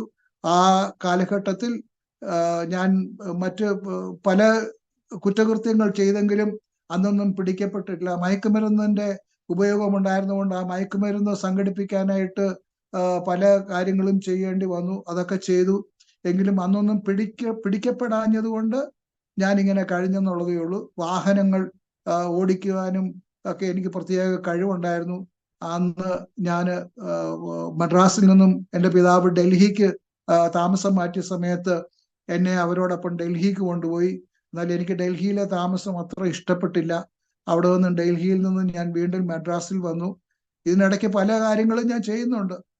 എൻ്റെ വേറൊരു പ്രശ്നം എന്ന് പറഞ്ഞു കഴിഞ്ഞാൽ, ഞാൻ ഈ എനിക്ക് എൻ്റെ പിതാവിന് ഒരു കാർ ഉണ്ടായിരുന്നു. പക്ഷെ പിതാവ് മിഷണറി ആയിരുന്നുകൊണ്ട് പുള്ളിയുടെ കാർ എനിക്ക് യൂസ് ചെയ്യാനായിട്ടൊന്നും തരത്തില്ലായിരുന്നു. എനിക്കതിൽ എൻ്റെ പിതാവിനോട് വളരെയധികം ദേഷ്യമുണ്ടായിരുന്നു. ബാക്കിയുള്ള മക്കൾക്കൊക്കെ അവരുടെ പേരൻസ് കാറൊക്കെ കൊടുക്കുന്ന സമയത്ത് എൻ്റെ ഫാദർ എനിക്ക് കാറൊന്നും യൂസ് ചെയ്യാൻ തരാത്തതുകൊണ്ട് എനിക്ക് ഫാദറിനോട് വളരെ ദേഷ്യമുണ്ടായിരുന്നു. ഒടുവിൽ എനിക്ക് സ്വന്തമായിട്ട് ഒരു കാർ ആവശ്യമാണെന്ന് ചിന്തിച്ച് ഒരു കാർ മോഷ്ടിക്കുകയുണ്ടായി. അങ്ങനെ ഡൽഹിയിൽ നിന്നും ഞാനൊരു കാർ മോഷണം ചെയ്ത് ആ കാറുമായി ഞാൻ മദ്രാസിൽ വന്നു. എൻ്റെ കൂടെ 3 കൂട്ടുകാരെയും കൂട്ടിക്കൊണ്ട് അവിടെ നിന്നും ഡൽഹിയിൽ നിന്നും ഡ്രൈവ് ചെയ്ത് മദ്രാസിൽ വന്നു. മദ്രാസിൽ വന്നപ്പോഴത്തേക്കും ആ കാറിന്റെ എഞ്ചിനൊക്കെ ആകെപ്പാടെ കേടായിപ്പോയി. എഞ്ചിനകത്ത് ഓയിൽ ഇല്ലാതെ ഓടിച്ചു. അങ്ങനെ സംഭവിച്ചതാണെന്ന് പിന്നീട് മനസ്സിലായി. ഒടുവിൽ ആ കാറ് കണ്ടം ചെയ്ത് കളയേണ്ടി വന്നു. അത് കഴിഞ്ഞ് വീണ്ടും കാറ് വേണം, എനിക്ക് എപ്പോഴും സഞ്ചരിക്കാനായിട്ട് കാറ് വേണം. ഞാൻ അടുത്ത കാറ് ലിഫ്റ്റ് ചെയ്തു. നിങ്ങൾ ചിന്തിച്ചോണം, എനിക്കുണ്ടായിരുന്ന അന്നത്തെ ആ എക്സ്പെർട്ടീസ്, മോഷണ സ്വഭാവം പിടിക്കപ്പെടാതെ ഇതൊക്കെ സംഭവിക്കുകയാണ്. എന്നിട്ട് ഞാനിങ്ങനെ വളരെ വിദഗ്ധമായി ജീവിക്കുകയാണ്. അപ്പൊ എൻ്റെ ചിന്ത, ഞാൻ വളരെ സ്മാർട്ടാണ്, ഞാൻ വളരെ വിദഗ്ധനാണെന്നൊക്കെ എൻ്റെ ഉള്ളിൽ ചിന്തിച്ച് ഞാൻ ഇങ്ങനെ മുന്നോട്ട് ജീവിക്കുകയാണ്. അപ്പം എൻ്റെ കൂട്ടുകാർക്ക് ആർക്കും അറിയത്തില്ല. ഡൽഹിയിലെ കൂട്ടുകാർക്ക് അറിയാമായിരുന്നു, അവർ തിരിച്ച് ഡൽഹിക്ക് പോയി. മദ്രാസിലെ കൂട്ടുകാർക്ക് അതൊന്നും അറിയത്തില്ലായിരുന്നു. എന്നോടൊപ്പം ഏറ്റവും ക്ലോസ് ആയിട്ടുള്ള 2-3 കൂട്ടുകാരുണ്ടായിരുന്നു. അവർക്ക് മാത്രമേ ഞാൻ എന്താണ് യഥാർത്ഥത്തിൽ ചെയ്യുന്നതെന്നുള്ള അറിയത്തുള്ളൂ. ബാക്കിയുള്ളവർക്കൊന്നും എന്നെക്കുറിച്ച് കൂടുതലായിട്ടൊന്നും അറിയത്തില്ല. ഞാൻ ഏതോ ഒരു ധനിക കുടുംബത്തിലെ അംഗമാണെന്നാണ് പലരും ചിന്തിച്ചിരുന്നത്. എൻ്റെ പിതാവ് ഒരു മിഷണറി ആണെന്നും ഞാൻ ആരോടും പറയത്തില്ലായിരുന്നു, ആർക്കും അറിയത്തുമില്ലായിരുന്നു. ഞാൻ എപ്പോഴും ഡ്രസ്സ് ചെയ്യുന്നത് വളരെ നല്ല ജീൻസും ടീഷർട്ടും ഒക്കെ ഇട്ട് സ്മാർട്ടായിട്ടൊക്കെ നടക്കുന്നതുകൊണ്ട് ഏതോ ഒരു ധനിക കുടുംബത്തിലെ പയ്യനാണെന്നാണ് എല്ലാവരും ചിന്തിച്ചിരുന്നത്. എൻ്റെ മാതാപിതാക്കൾക്ക് എനിക്ക് മാന്യമായ വസ്ത്രം ഒക്കെ തരാനുള്ള കഴിവുണ്ടായിരുന്നെങ്കിലും എനിക്ക് അതൊന്നും പോരായിരുന്നു. എനിക്ക് ഏറ്റവും ധാടിയോടും മോടിയോടും കൂടി ജീവിക്കണമായിരുന്നു. കാറ് വേണം, ബൈക്ക് വേണം, ഇതൊക്കെ.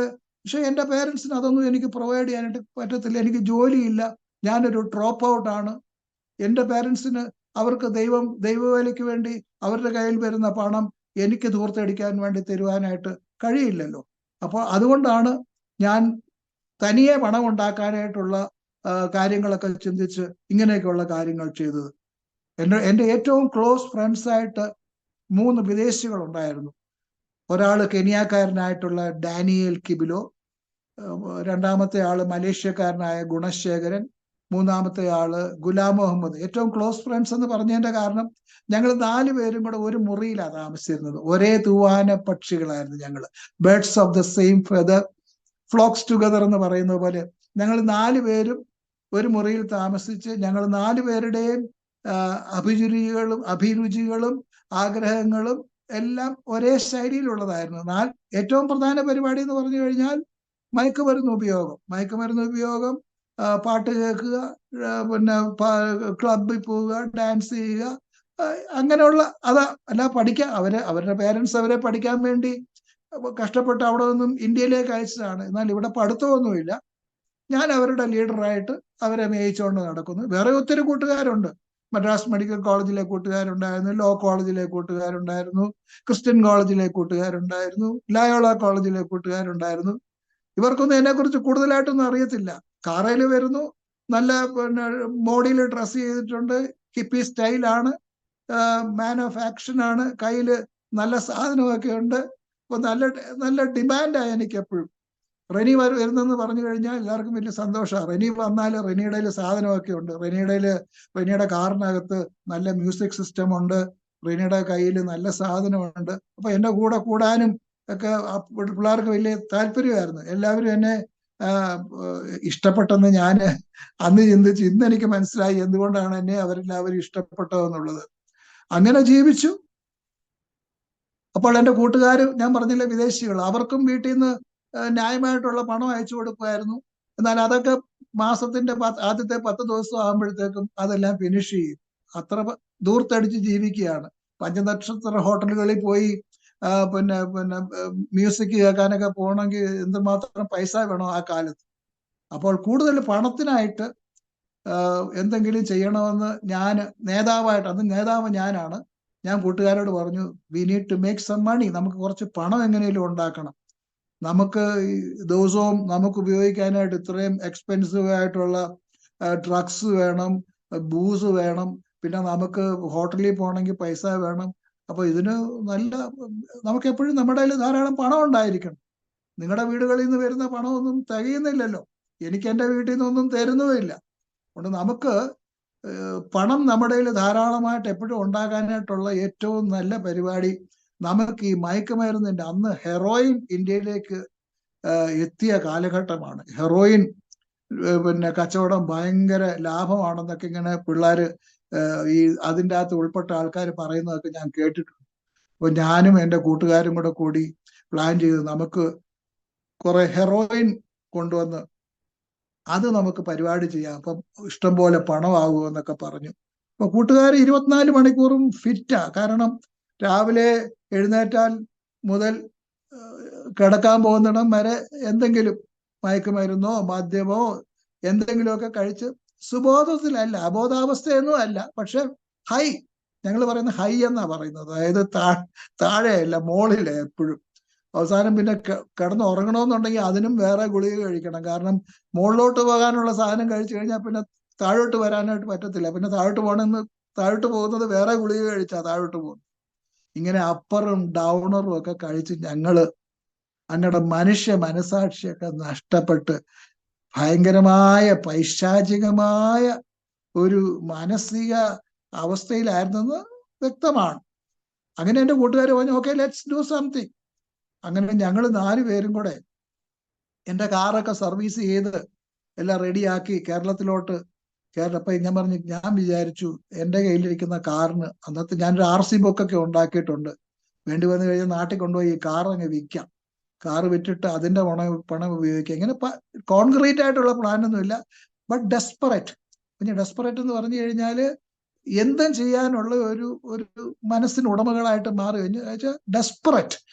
അതിന്റെ കറക്റ്റ് മലയാളം എനിക്ക് അറിയത്തില്ല.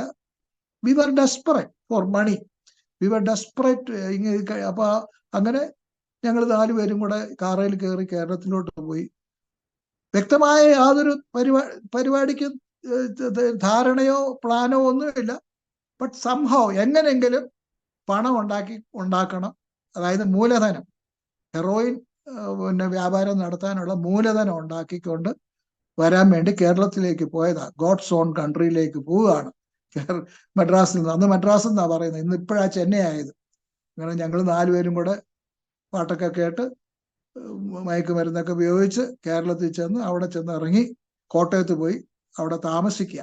അവിടെ ഒരു ലോഡ്ജിൽ മുറിയൊക്കെ എടുത്ത് താമസിക്കുന്നു. അവിടെ കൂട്ടുകാരെ ഞാൻ കോട്ടയത്തുള്ള കള്ള് ഷാപ്പൊക്കെ കൊണ്ടുപോയി നല്ല നല്ല കള്ളൊക്കെ വാങ്ങിച്ചു കൊടുത്ത് നല്ല അവിടുത്തെ ഫുഡൊക്കെ എൻ്റെ കൂട്ടുകാർ 3 പേരും വിദേശികളാണല്ലോ, അവർക്കൊക്കെ ഭയങ്കര ഇഷ്ടമായി പോയി എല്ലാം. അങ്ങനെ അവിടെ കഴിയുമ്പോഴാണ്, ഞാനാണല്ലോ ലീഡർ, പ്ലാൻ എക്സിക്യൂട്ട് ചെയ്യേണ്ടത് ഞാനാണല്ലോ. പെട്ടെന്ന് എൻ്റെ മനസ്സിൽ എൻ്റെ യഥാർത്ഥ പ്ലാൻ എന്ന് പറയുന്നത്, എൻ്റെ ഗ്രാൻഡ് ഫാദറിന്റെ വീട് അന്ന് പൂട്ടിയിട്ടിരിക്കുക. എനിക്ക് ഒരു അമ്മാച്ചനെ ഉള്ളത്. അമ്മാച്ചൻ ബോർണിയോയിലാണ്. അമ്മാച്ചൻ ബോർണിയോയിൽ ജോലി ചെയ്യുന്ന കാലഘട്ടമാണ്. അപ്പൊ ആ വീട്ടിനകത്ത് ഒത്തിരി വാല്യുബിൾസ് ഉണ്ട്. ഒത്തിരി ഇലക്ട്രോണിക് സാധനങ്ങളും കുറെ വാല്യുബിൾസ് ഒക്കെ ഉണ്ട്. ഇല്ലെങ്കിൽ റബ്ബർ ഗോഡൗൺ തുറന്ന് അവിടുന്ന് കുറെ റബ്ബർ ഷീറ്റെങ്കിലും സംതിങ്. അന്ന് ഭയങ്കര ഭ്രാന്തമായിട്ടുള്ള ചിന്ത, പണം എങ്ങനെയെങ്കിലും പണം ഉണ്ടാക്കാം. അപ്പൊ സ്വന്തം ഗ്രാൻഡ് ഫാദറിന്റെ വീട് ലൂട്ട് ചെയ്യാനാണ് ആദ്യം പ്ലാൻ ചെയ്തത് ഞാൻ. എന്നാൽ അതങ്ങ് മാറിപ്പോയി. പിന്നീട് പെട്ടെന്ന് എൻ്റെ മനസ്സിലേക്ക് ഒരു ചിത്രം കടന്നു വന്നു. അതായത് കരിക്കൻ വില്ലയിലെ എൻ്റെ grand മദറിന്റെ first കസിനാണ് കരിക്കൻ വില്ലയിലെ uncle George. Uncle ജോർജും ആന്റി റേച്ചലും അവർ വിദേശത്ത് അനേക വർഷങ്ങൾ താമസിച്ചിട്ട് വന്ന് തിരുവല്ലയിൽ താമസിക്കുന്ന മക്കളില്ലാത്ത ദമ്പതികളാണ്. അവിടെ ഞാനും എൻ്റെ ഗ്രാൻഡ് ഫാദറും കൂടെ 2 പ്രാവശ്യം ഇതിനു മുമ്പ് പോയിട്ടുണ്ട്.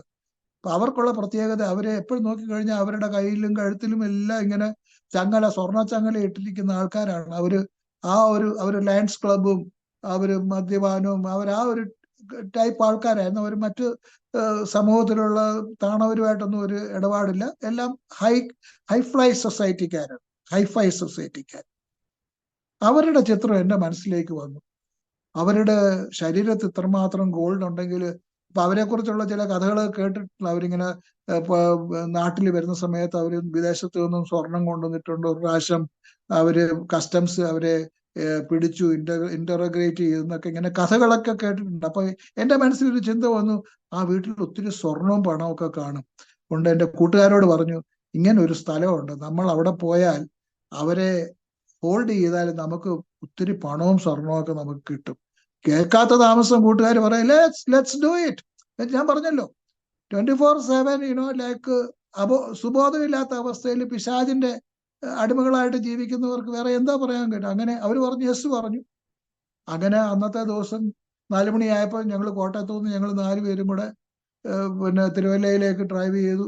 അവിടെ ചെന്നപ്പോൾ അങ്കിളും ആന്റിയും ഈവനിങ് അവര് പോർട്ടിക്കോയിൽ ഇരിക്കുകയാണ്. ഞങ്ങൾ ചെന്നപ്പം എന്നെ അവർക്ക് മനസ്സിലായി. ഞാൻ നേരത്തെ 2 പ്രാവശ്യം അവിടെ പോയിട്ടുണ്ട്. ഇങ്ങനെ അവരുടെ കസിന്റെ കൊച്ചുമകനാണെന്നൊക്കെ അറിയാം. അതുകൊണ്ട് എന്നെ അവര് വെൽക്കം ചെയ്തു.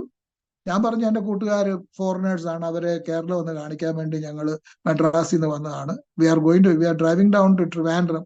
ഓൺ ദ വേ ജസ്റ്റ് നിങ്ങൾ ഇവിടെ ഉണ്ടെന്ന് അറിഞ്ഞു ഒന്ന് കണ്ടിട്ട് പോകാമെന്ന് കരുതി വന്നതാണ്. ഓക്കെ. അങ്ങനെ അവർ സ്നേഹത്തോടെ ഞങ്ങളെ ആക്സെപ്റ്റ് ചെയ്ത് ഞങ്ങൾക്ക് കോഫിയും സ്നാക്സ് ഒക്കെ തന്നു. അങ്ങനെ അപ്പൊ അവിടെ ഒരു വേലക്കാരത്തി ഉണ്ടായിരുന്നു. ഞങ്ങൾ കാണുന്നതും കേൾക്കുന്നതും ഒന്നുമില്ല. പക്ഷെ അവരറിഞ്ഞിരുന്നു ഞങ്ങൾ ഇങ്ങനെ 4 പേര് കാറെ വന്നതും സംസാരിക്കുന്നതും. ആന്റി ഇങ്ങനെ അവരോട് പറഞ്ഞു ഞങ്ങളുടെ മദ്രാസിലെ മോനും കൂട്ടുകാരുമാണെന്നും പറഞ്ഞിരുന്നു. അങ്ങനെ അത് ഞങ്ങൾ പക്ഷെ ആ സ്ത്രീയെ കണ്ടിരുന്നില്ല. അങ്ങനെ ആ ദിവസം ഏറ്റവും ഭയങ്കരമായത് ആ ഭവനത്തിൽ സംഭവിച്ചു. ഞങ്ങളുടെ 4 പേരുടെ കൈകളാൽ ആ 2 നിരപരാധികളായിട്ടുള്ളവർ, അവർക്കന്ന് 60 വയസ്സ് പ്രായമുള്ള വ്യക്തികളായിരുന്നെന്നാണ് എനിക്ക് മനസ്സിലാക്കാൻ കഴിഞ്ഞത്. 60-ന് മുകളിൽ പ്രായമുണ്ടായിരുന്നു. അങ്കിൾ ജോർജിനെയും ആന്റി റേച്ചലിനെയും ഞങ്ങൾ 4 പേരും ചേർന്ന് ഞങ്ങൾ കൊലപ്പെടുത്തി. അവിടെ നിന്നും ഞങ്ങൾ അവരുടെ സ്വർണ്ണാഭരണങ്ങളും എല്ലാം കവർന്നെടുത്ത് അവിടെ നിന്ന് ഞങ്ങൾ കോട്ടയം വഴി മദ്രാസിൽ പോയി എല്ലാം കൊണ്ടുപോയി വിറ്റ് പണമാക്കി. ഒരു കൂട്ടുകാരൻ പറഞ്ഞു, ഞാൻ അപ്പോഴത്തേക്കും സംഭവിച്ചു ജീവിതത്തിൽ 4 പേരുടെയും ജീവിതത്തിൽ ആദ്യമായിട്ടാണ് ഇങ്ങനെ ഒരു സംഭവത്തിന് ഉത്തരവാദികളായി തീർന്നത്. അപ്പൊ ആ സംഭവം ഞങ്ങളെ 4 പേരെ ഒരു കണക്കിന് വളരെയധികം ലൈക്ക് ഉലച്ചിരുന്നിരിക്കണം. പക്ഷെ ഞങ്ങൾ ഭയങ്കരമായിട്ട് കുടിക്കുക വലിക്കുക ഒക്കെ ചെയ്യുന്നുണ്ട്. ആ ഒരു സ്ട്രെസ്സിൽ നിന്നും ടെൻഷനിൽ നിന്നും ഒക്കെ ഒന്നൊന്ന് റിലീഫ് കിട്ടാൻ വേണ്ടി അങ്ങനെ പോവുകയായിരുന്നു. പിന്നെ കെനിയക്കാരനായ കൂട്ടുകാരൻ ബായ് പറഞ്ഞു മദ്രാസിൽ നിന്നും ഡൽഹി വഴി കെനിയയ്ക്ക് പോകാൻ വേണ്ടി പോയി. പക്ഷെ അവന് കെനിയയ്ക്ക് പോകാൻ പറ്റിയില്ല. അവൻ പിന്നീട് വന്ന് പോലീസിന് പിടികൊടുക്കുകയായിരുന്നു. ഞങ്ങളെ ബാക്കി 3 പേരെയും 10 ദിവസത്തിനുള്ളിൽ തന്നെ ഞങ്ങളെ 3 പേരെയും കേരള പോലീസ് വന്ന് മദ്രാസിൽ നിന്നും അറസ്റ്റ് ചെയ്തു. കാരണം മദ്രാസിലെ മോനും കൂട്ടുകാരും വന്നു എന്നുള്ള ഒരു വേലക്കാരത്തിയുടെ ഒരു സ്റ്റേറ്റ്മെന്റിൽ നിന്നും കേരള പോലീസ് ഇൻവെസ്റ്റിഗേറ്റ് ചെയ്ത് മദ്രാസിൽ വന്ന് അവർക്ക് മനസ്സിലായി എന്നെപ്പോലെ ഒരു റിലേറ്റീവ് ഉണ്ട്, ഞാൻ തല്ലിപ്പൊളിയാണ്, ഞാനിങ്ങനെ ഒരു വെള്ള അംബാസിഡർ കാറിലാണ് നടക്കുന്നതെന്നൊക്കെ അവർക്ക് വിവരം കിട്ടിയപ്പോൾ അവര് നിശ്ചയപ്പെടുത്തി ഞാൻ തന്നെ ആയിരിക്കണം. അങ്ങനെ വന്ന് എന്നെ അറസ്റ്റ് ചെയ്തപ്പോൾ എൻ്റെ കയ്യിൽ ഒരു വലിയ മുറിവൊക്കെ ഉണ്ടായിരുന്നു. എനിവേ ചുരുക്കി പറഞ്ഞു കഴിഞ്ഞാൽ ഞങ്ങള് 3 പേര് ആദ്യം അറസ്റ്റിലായി. ഞങ്ങളെ കൊണ്ട് പോലീസ് കേരളത്തിൽ വന്നു. പിറ്റേ ദിവസത്തെ മലയാള മനോരമ പത്രത്തിലെ എല്ലാ പത്രങ്ങളിലും വാർത്ത പ്രത്യക്ഷപ്പെട്ടു. മദ്രാസിലെ മോനും കൂട്ടുകാരും അറസ്റ്റിൽ. മദ്രാസിലെ മോൻ ആരാണെന്നുള്ളത് വന്നു. അപ്പോഴത്തേക്കും എല്ലാവരും ഞെട്ടിപ്പോയി. കാരണം ഒരു സുവിശേഷകന്റെ, മിഷണറിയുടെ, എന്റെ പിതാവിനെ അന്ന് അനേകർക്ക് അറിയാവുന്ന ഒരു കാലഘട്ടമാണ്.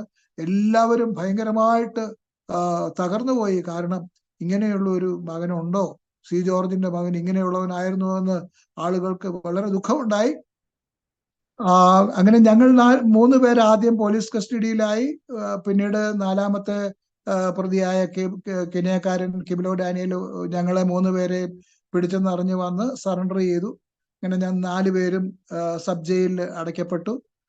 തുടർന്ന് 1 വർഷം 3 വിചാരണ നടന്നു. ഈ കാലയളവിൽ കേരളത്തിലെ ഒരു സിനിമാ നിർമ്മാതാവ് മദ്രാസിലെ മോൻ എന്ന് പറഞ്ഞൊരു സിനിമ നിർമ്മിച്ചു. ആ സിനിമ അന്നത്തെ വെള്ളിത്തിരയിൽ വളരെ പ്രചാരത്തിൽ വന്ന ഒരു സിനിമയായിരുന്നു മദ്രാസിലെ മോൻ. മോഹൻലാലൊക്കെ ആദ്യമായി അഭിനയിച്ച സിനിമയായിരുന്നു അത്. അങ്ങനെ വാർത്താ മാധ്യമങ്ങളിലും സിനിമയിലും ഒക്കെ ഇങ്ങനെയുള്ള വാർത്തകളൊക്കെ വന്നപ്പോൾ ഞാൻ വിചാരിച്ചത് ഞാനും എൻ്റെ കൂട്ടുകാരും ഏതോ വലിയ ഇതിഹാസ പുരുഷന്മാരാണ്. ഞങ്ങൾ ചെയ്ത ആ ഏറ്റവും ഭീകരമായ, ഏറ്റവും നീചമായ ആ കൃത്യത്തെക്കുറിച്ചുള്ള യാതൊരു ബോധവും ഞങ്ങൾക്കില്ലായിരുന്നു. ഞങ്ങള് എന്തോ വലിയ നോവലിലെ കഥാപാത്രങ്ങളെ പോലെ വേണ്ട വലിയ കാര്യം ചെയ്തവരെ പോലെ ഞങ്ങൾക്ക് തോന്നി. പക്ഷെ ഞങ്ങൾ ചെയ്ത നീചമായ, പൈശാചികമായ ആ കൃത്യത്തെക്കുറിച്ചുള്ള ഒരു കുറ്റബോധവും ഞങ്ങൾക്കുണ്ടായിരുന്നില്ല. എനിക്ക് മനസ്സിലായ അതിന്റെ കാരണം, ഞാനൊരു സൈക്കോപാത്ത് ആയിരുന്നു. സൈക്കോപാത്ത് എന്ന് പറഞ്ഞു കഴിഞ്ഞാല് ഇങ്ങനെ ചെറുപ്രായം മുതൽ തന്നെ ഇങ്ങനെ ക്ലെപ്റ്റോമേനിയയിലും മറ്റു ദുസ്വഭാവങ്ങളിലും ജീവിച്ച് ഞാൻ കുറ്റബോധമില്ലാത്ത ഒരു മനസ്സിനുടമയായി തീർന്നു. അത് ആ സൈക്കോപാത്ത് എന്ന് പറഞ്ഞു കഴിഞ്ഞാൽ കുറ്റബോധമില്ലാത്ത മനസ്സിനുടമയായി തീർന്നത് കൊണ്ട് ഞാൻ ചെയ്തതായ ആ നീചമായ കൃത്യത്തെക്കുറിച്ച് എനിക്ക് യാതൊരു കുറ്റബോധവുമില്ലായിരുന്നു. മറ്റുള്ളവർ കോടതിയിലൊക്കെ ഞങ്ങളെ 4 പേരെയും കൂടെ പോലീസ് കൊണ്ടുപോകുമ്പം ആയിരങ്ങൾ തടിച്ചുകൂടും. അവരെല്ലാം കൈവീശി കാണിക്കുമ്പോൾ ഞങ്ങളും കൈവീശി കാണിക്കും. പത്രത്തില് എല്ലാ ദിവസവും ഞങ്ങളുടെ ഫോട്ടോയും വാർത്തകളൊക്കെ വരുമ്പോൾ ഞങ്ങൾ ആരാണ്ട് വലിയ ഭയങ്കര പാർട്ടികളാണെന്നൊക്കെയാണ് ഞങ്ങൾക്ക് അന്ന് തോന്നിയിരുന്നത്. എന്നാൽ പിന്നീടാണ് മനസ്സിലായത്, ഞാൻ ദൈവവേദയിലായി കഴിഞ്ഞപ്പോഴാണ് എനിക്ക് മനസ്സിലായത് ഏറ്റവും പരിഹാസമായ, ഏറ്റവും ഹീനമായ കാലഘട്ടമായിരുന്നു അതെന്ന് എനിക്കിപ്പോൾ മനസ്സിലാകുന്നുണ്ട്. അങ്ങനെ ഒടുവിൽ കോടതി ഞങ്ങൾ 4 പേരെയും ശിക്ഷയ്ക്ക് വിധിച്ചു. ന്യായാധിപൻ ഇപ്രകാരമാണ് പറഞ്ഞത്: ഇവർ ചെയ്ത തെറ്റ് ഇന്ത്യൻ ശിക്ഷാ നിയമപ്രകാരം വധശിക്ഷയ്ക്ക് അർഹമാണ്. എന്നാൽ ഇവരുടെ പ്രായക്കുറവും മറ്റു പശ്ചാത്തലങ്ങളും പരിഗണിച്ച് ഞാൻ ഇവർക്ക് ജീവപര്യന്തം ശിക്ഷ നൽകുന്നു. ഇവരുടെ ശിക്ഷാകാലം കഴിഞ്ഞ് ഇവർ ഉത്തമ പൗരന്മാരായി സമൂഹത്തിൽ വരണമെന്നുള്ള ഉദ്ദേശത്തോടു കൂടി ഇവരെ ജയിലിലേക്ക് അയക്കുന്നു. അന്ന് എനിക്ക് അതിന്റെ അർത്ഥമൊന്നും മനസ്സിലായില്ല. ഞാൻ വിചാരിച്ചത് ചെറുപ്രായവും മറ്റു പശ്ചാത്തലവും എന്നൊക്കെ പറഞ്ഞപ്പോൾ അതായിരിക്കും. പക്ഷെ അതൊന്നും അല്ലായിരുന്നു. കാരണം എനിക്ക് വേണ്ടി, എൻ്റെ കൂട്ടുകാർക്ക് വേണ്ടി 2000 വർഷങ്ങൾക്ക് മുമ്പ് പാപം ചെയ്യാത്ത, പാപമറിയാത്ത നീതിമാനായ യേശു എന്നെയും എന്നെപ്പോലെയുമുള്ള കൊലപാതകങ്ങൾക്ക് വേണ്ടി, പാപികൾക്ക് വേണ്ടി അവൻ കാൽവറിയിൽ യാഗമായി തീർന്നത് കൊണ്ടാണ് എനിക്കും എൻ്റെ കൂട്ടുകാർക്കും വധശിക്ഷ ലഭിക്കാഞ്ഞതെന്ന് എനിക്കിന്ന് നന്നായിട്ട് അറിയാം. അതുകൊണ്ടാണ് ഞാൻ പറഞ്ഞത്, അന്നേ മരിച്ചു പോയെങ്കിൽ ഞാൻ ദൈവമേ ചെന്നേ വൻ നരകമതിൽ. അങ്ങനെ ജയിലിലേക്ക് പോയി. ജയിലിൽ ചെന്നപ്പോൾ ജയിലിലെ തടവുകാരെല്ലാം ഇങ്ങനെ ആകാംക്ഷയോടെ നോക്കിക്കൊണ്ടിരിക്കുകയാണ്. മദ്രാസിലെ മോൻ റെനി ജോർജിനെയും കൂട്ടുകാരെയും കാണാൻ വേണ്ടി എല്ലാവർക്കും ആകാംക്ഷയാണ്. ഞങ്ങളന്ന് ക്രൗഡ് പുള്ളേഴ്സ് ആണ്. അതായത് ഞങ്ങളുടെ വാർത്തകളൊക്കെ വരുന്നത് വായിക്കാനായിട്ട് ആളുകൾ ഇങ്ങനെ നോക്കിയിരിക്കും. ഭയങ്കര പത്രക്കാർക്കും സിനിമാക്കാർക്കും ഒക്കെ ഞങ്ങൾ ഒരു ഇരകളായിരുന്നു അന്നത്തെ കാലഘട്ടത്തിൽ. അങ്ങനെ സെൻട്രൽ ജയിലിൽ ചെന്നപ്പം അവിടുത്തെ ഉദ്യോഗസ്ഥന്മാർക്ക് അറിയാം ഞങ്ങൾ ഭയങ്കര പാർട്ടികളാണ്. അപ്പൊ ഞങ്ങളെ ഒന്ന് കൈകാര്യം ചെയ്തില്ലെങ്കിൽ ഞങ്ങൾ അവിടെ പ്രശ്നം ഉണ്ടാക്കുമെന്ന് പറഞ്ഞ് ഞങ്ങൾ ചെന്ന ദിവസം ഞങ്ങളെ 4 പേരെയും അവര് ശരിക്കും ഒന്ന് കൈകാര്യം ചെയ്തു. ഞങ്ങളെ 4 പേരെയും അവര് ഇംഗ്ലീഷിൽ പറയുന്ന black and blue, we are beaten black and blue.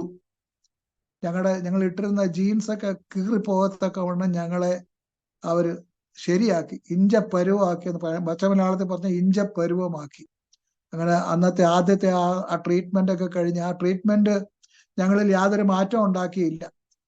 കുറച്ച് ദിവസങ്ങൾ കഴിഞ്ഞപ്പോൾ ആ ശരീരത്തിന്റെ വേദനയൊക്കെ മാറിക്കഴിഞ്ഞപ്പം ആ ജയിലിലെ മറ്റു കുറ്റവാളികളുടെ ഇടയിൽ ഞങ്ങൾ അറിയപ്പെടുന്നവരായതുകൊണ്ട് മറ്റു കുറ്റവാളികളൊക്കെ ഞങ്ങളുടെ ചുറ്റും വന്നുകൂടും. ഞങ്ങൾക്ക് ആവശ്യത്തിനുള്ള സാധനങ്ങളെല്ലാം അവർ സംഘടിപ്പിച്ചു തരും. അങ്ങനെ ആ ജയിലിലെ ഒരു പ്രധാന തടവുകാരനായിട്ട് മാറാൻ അധികം നാളുകൾ വേണ്ടി വന്നില്ല. ഉദ്യോഗസ്ഥന്മാർക്കൊക്കെ ഞാനൊരു തലവേദനയായിരുന്നു. കാരണം മയക്കുമരുന്ന് ഉപയോഗിച്ചിട്ട് ഞാൻ ഹൈ ആയിരിക്കുന്ന സമയത്ത് ഉദ്യോഗസ്ഥന്മാരുമായിട്ട് വഴക്കുണ്ടാകും, അവരതിനെ പ്രതിവിധി ചെയ്യും. അങ്ങനെ പ്രശ്നങ്ങൾ, ഞാനൊരു ഭയങ്കര പ്രശ്നക്കാരനായിരുന്നു. അവിടുത്തെ ഏറ്റവും കുപ്രസിദ്ധരായിട്ടുള്ള മറ്റു തടവുകാരൊക്കെ എൻ്റെ ഏറ്റവും ക്ലോസ് ഫ്രണ്ട്സ് ആയിട്ട് മാറി. വലിയ വലിയ കള്ളക്കടത്തുകാരും മോഷ്ടാക്കളും മയക്കുമരുന്ന് കച്ചവടക്കാരും ഇങ്ങനെയുള്ള കുറ്റവാളികളുടെ ലോകത്തിലെ പ്രധാനികളെല്ലാം എൻ്റെ സുഹൃത്തുക്കളായിട്ട് മാറി. എനിക്കുണ്ടായിരുന്ന പ്രത്യേക സ്വഭാവം കഴിവ് ഉപയോഗിച്ച് ഞാൻ അവരുടെയൊക്കെ ലീഡറായിട്ട് മാറി. അങ്ങനെ ആദ്യത്തെ 6 വർഷങ്ങൾ അങ്ങ് കഴിഞ്ഞുപോയി.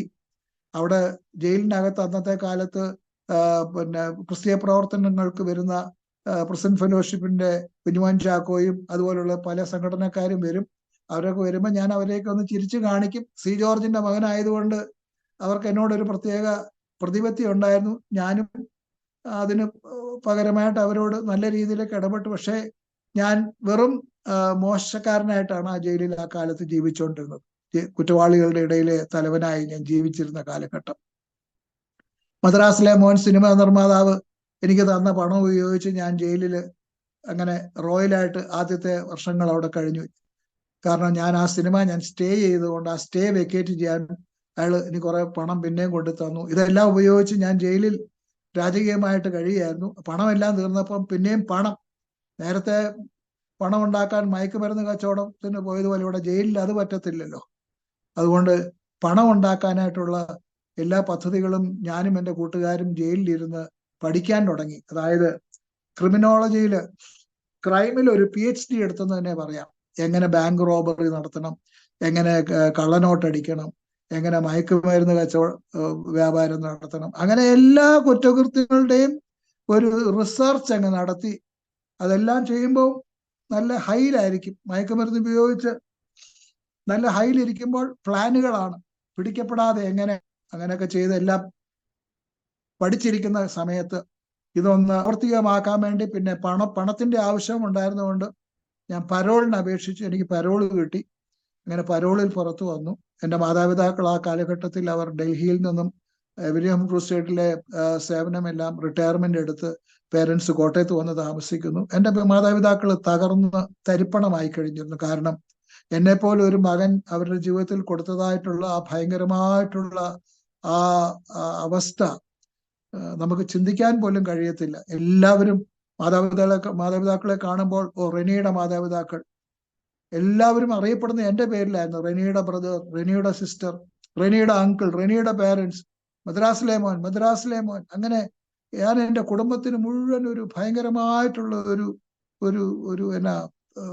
ഒരു ശാപത്തിനുടമയായി. എൻ്റെ പേരൻസ് തകർന്നു നുറങ്ങിയതുമായ ഹൃദയത്തോടു കൂടി എനിക്ക് വേണ്ടി പ്രാർത്ഥിച്ചുകൊണ്ടിരിക്കുകയായിരുന്നു ഈ കാലഘട്ടം എല്ലാം.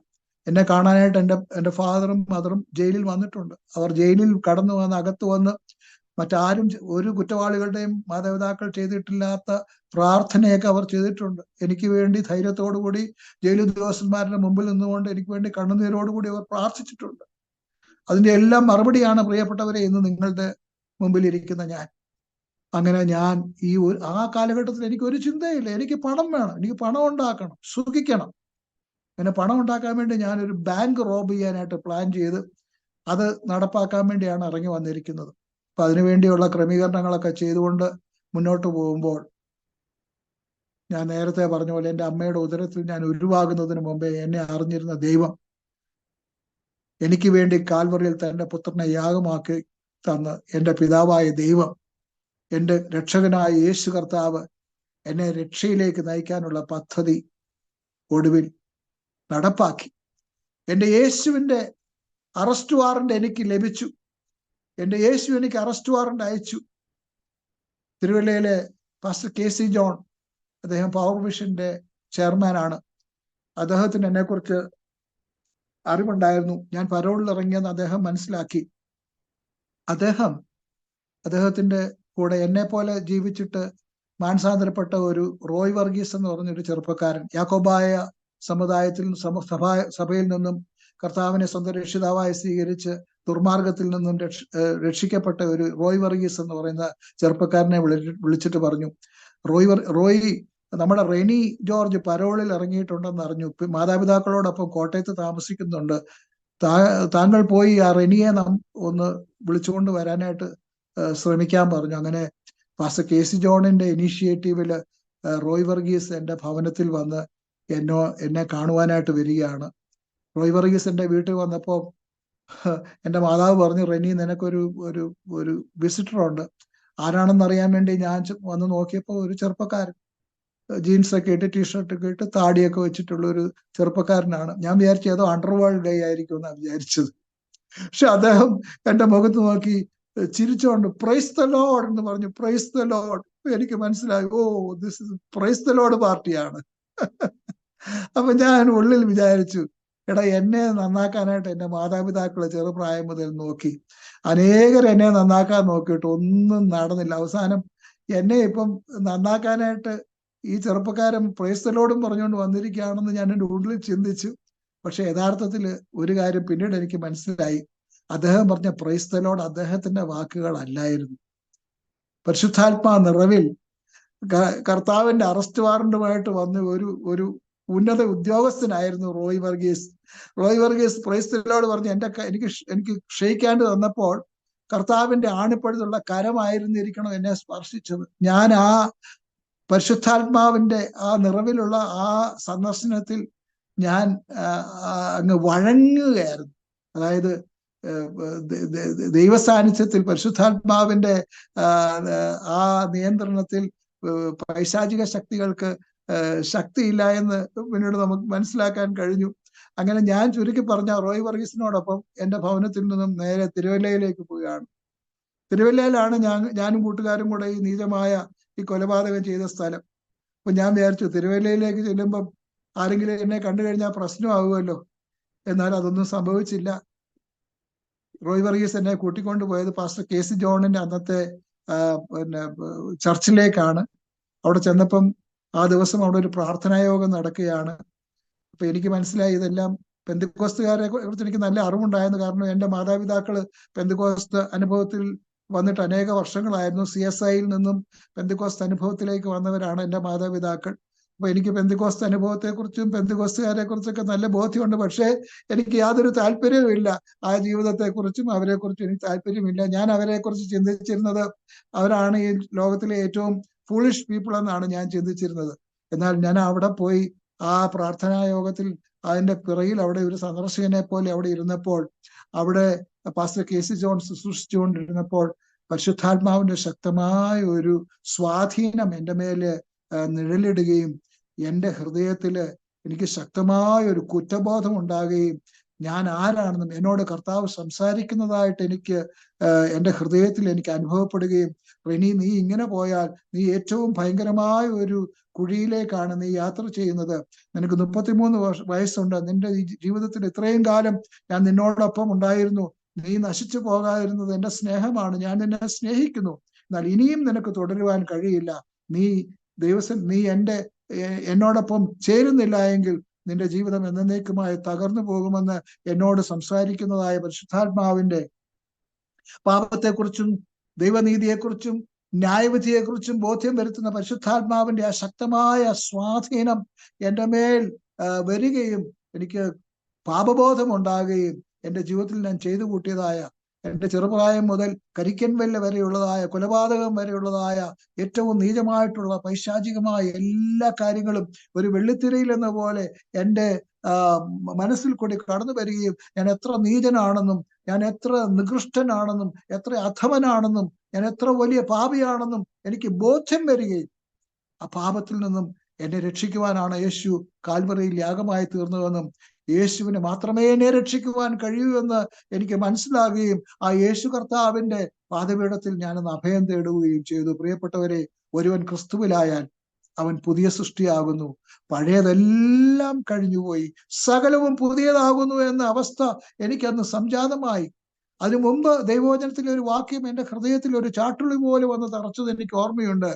ഒരുവൻ സകല ലോകവും നേടിയാലും തന്റെ ആത്മാവിനെ നഷ്ടമാക്കിയാൽ അതുകൊണ്ട് എന്തു പ്രയോജനം? റെനി, നീ ബാങ്ക് റോബ് ചെയ്ത് ലക്ഷങ്ങൾ നേടുമായിരിക്കും, നീ നീ അധോലോക കുറ്റവാളിയായി നീ ലക്ഷങ്ങൾ കോടികൾ നേടിയാലും നിന്റെ ആത്മാവിനെ നിനക്കൊരിക്കലും രക്ഷിക്കുവാൻ കഴിയില്ല.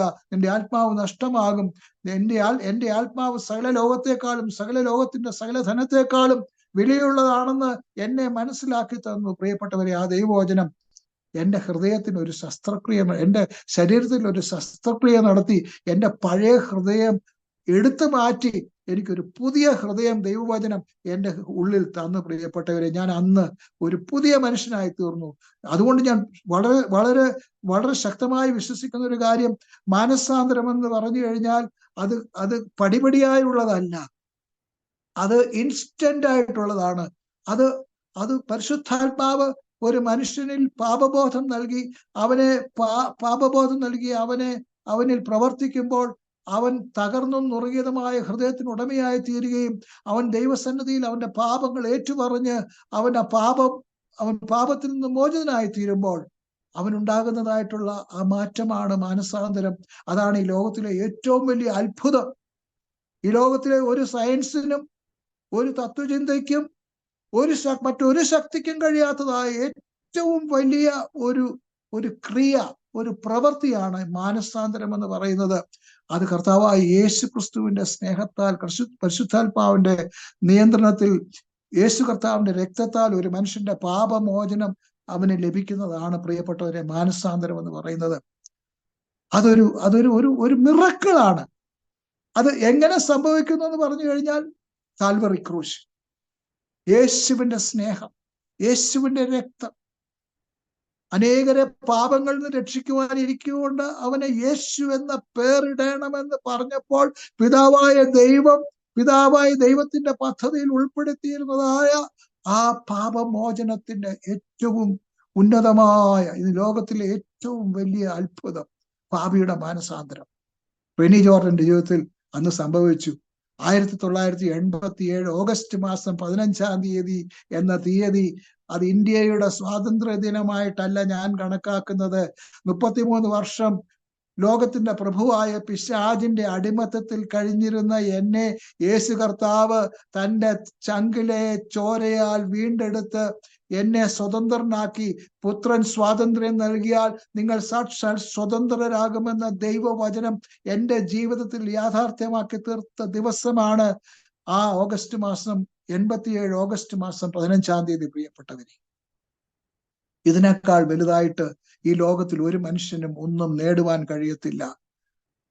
ഒരു മനുഷ്യൻ അവൻ യേശുവിലായാൽ, അവൻ പുതിയ സൃഷ്ടിയായി കഴിഞ്ഞാൽ, അതാണ് ഈ ലോകത്തിലെ ഏറ്റവും വലിയ ഭാഗ്യം. ലംഘനം ക്ഷമിച്ചും പാപം മറച്ചും കിട്ടിയ മനുഷ്യൻ ഭാഗ്യവാൻ.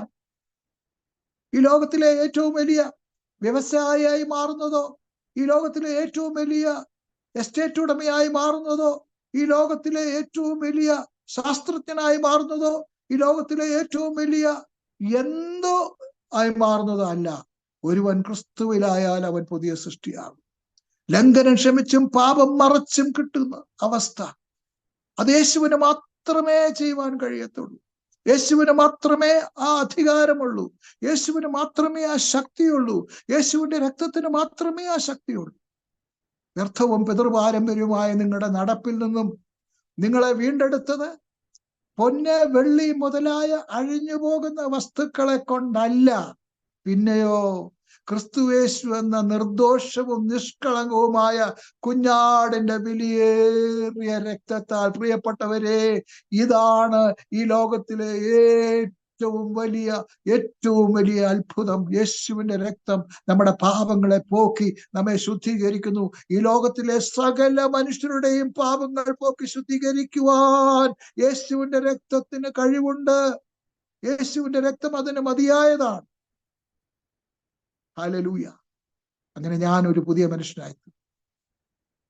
ബാങ്ക് കൊള്ളയടിക്കാൻ വന്ന ഞാൻ ഫെഡറൽ ബാങ്കോ ICICI ബാങ്കോ ഒന്നും അല്ല കൊള്ളയടിച്ചത്. ഞാൻ കൊള്ളയടിച്ചത് ബാങ്ക് ഓഫ് ഹെവനാ പ്രിയപ്പെട്ടവരെ.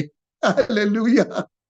നിത്യജീവൻ നിറച്ചു വെച്ചിരിക്കുന്ന, നിത്യജീവന്റെ ഉറവിടമായ, ഹല്ലേലൂയ, ഏറ്റവും വലിയ വലിയ വലിയ ധനമെന്ന് പറയുന്നത് നിത്യജീവനാണല്ലോ. ഒരു മനുഷ്യന്റെ ആത്മാവാണല്ലോ. രക്ഷിക്കപ്പെട്ടവരുടെ ആത്മാക്കളുടെ എല്ലാം സ്റ്റോറേജ് എന്ന് പറയുന്നത് ഹെവനാണല്ലോ. ആ ഹെവനാണല്ലോ ഏറ്റവും വിലയേറിയത്. ആ ബാങ്ക് ഓഫ് ഹെവനിൻ, ഹല്ലേലൂയ, എന്റെ സ്വന്തമായി തീർന്നു പ്രിയപ്പെട്ടവരെ. ആ ബാങ്ക് ഓഫ് ഹെവന്റെ ഓഹരി ഉടമയായി തീർന്നു പ്രിയപ്പെട്ടവരെ. ഞാനും ദൈവരാജ്യത്തിന് ഉടമയായി തീർന്നു. എന്റെ ദൈവം എന്റെ കർത്താവാണ്.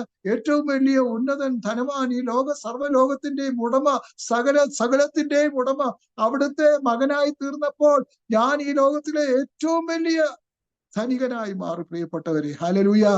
ഒരു ബാങ്കും കൊള്ളയടിക്കേണ്ടി വന്നില്ല പ്രിയപ്പെട്ടവരെ. ഇതിനേക്കാൾ വലിയ സന്തോഷം എവിടെ കിട്ടും?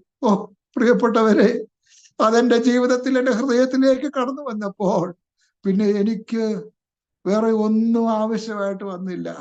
അന്ന് വീട്ടിൽ നിന്ന് ഇറങ്ങുന്നതിന് മുമ്പ് ഒരു സ്മോൾ അടിച്ചിട്ടാണ്, ഒരു ജോയിന്റ് വലിച്ചിട്ടായിരിക്കാം ഞാൻ പോയത് തീർച്ചയായിട്ടും. അല്ല, എനിക്ക് മുന്നോട്ട് പോകാൻ പറ്റത്തില്ല.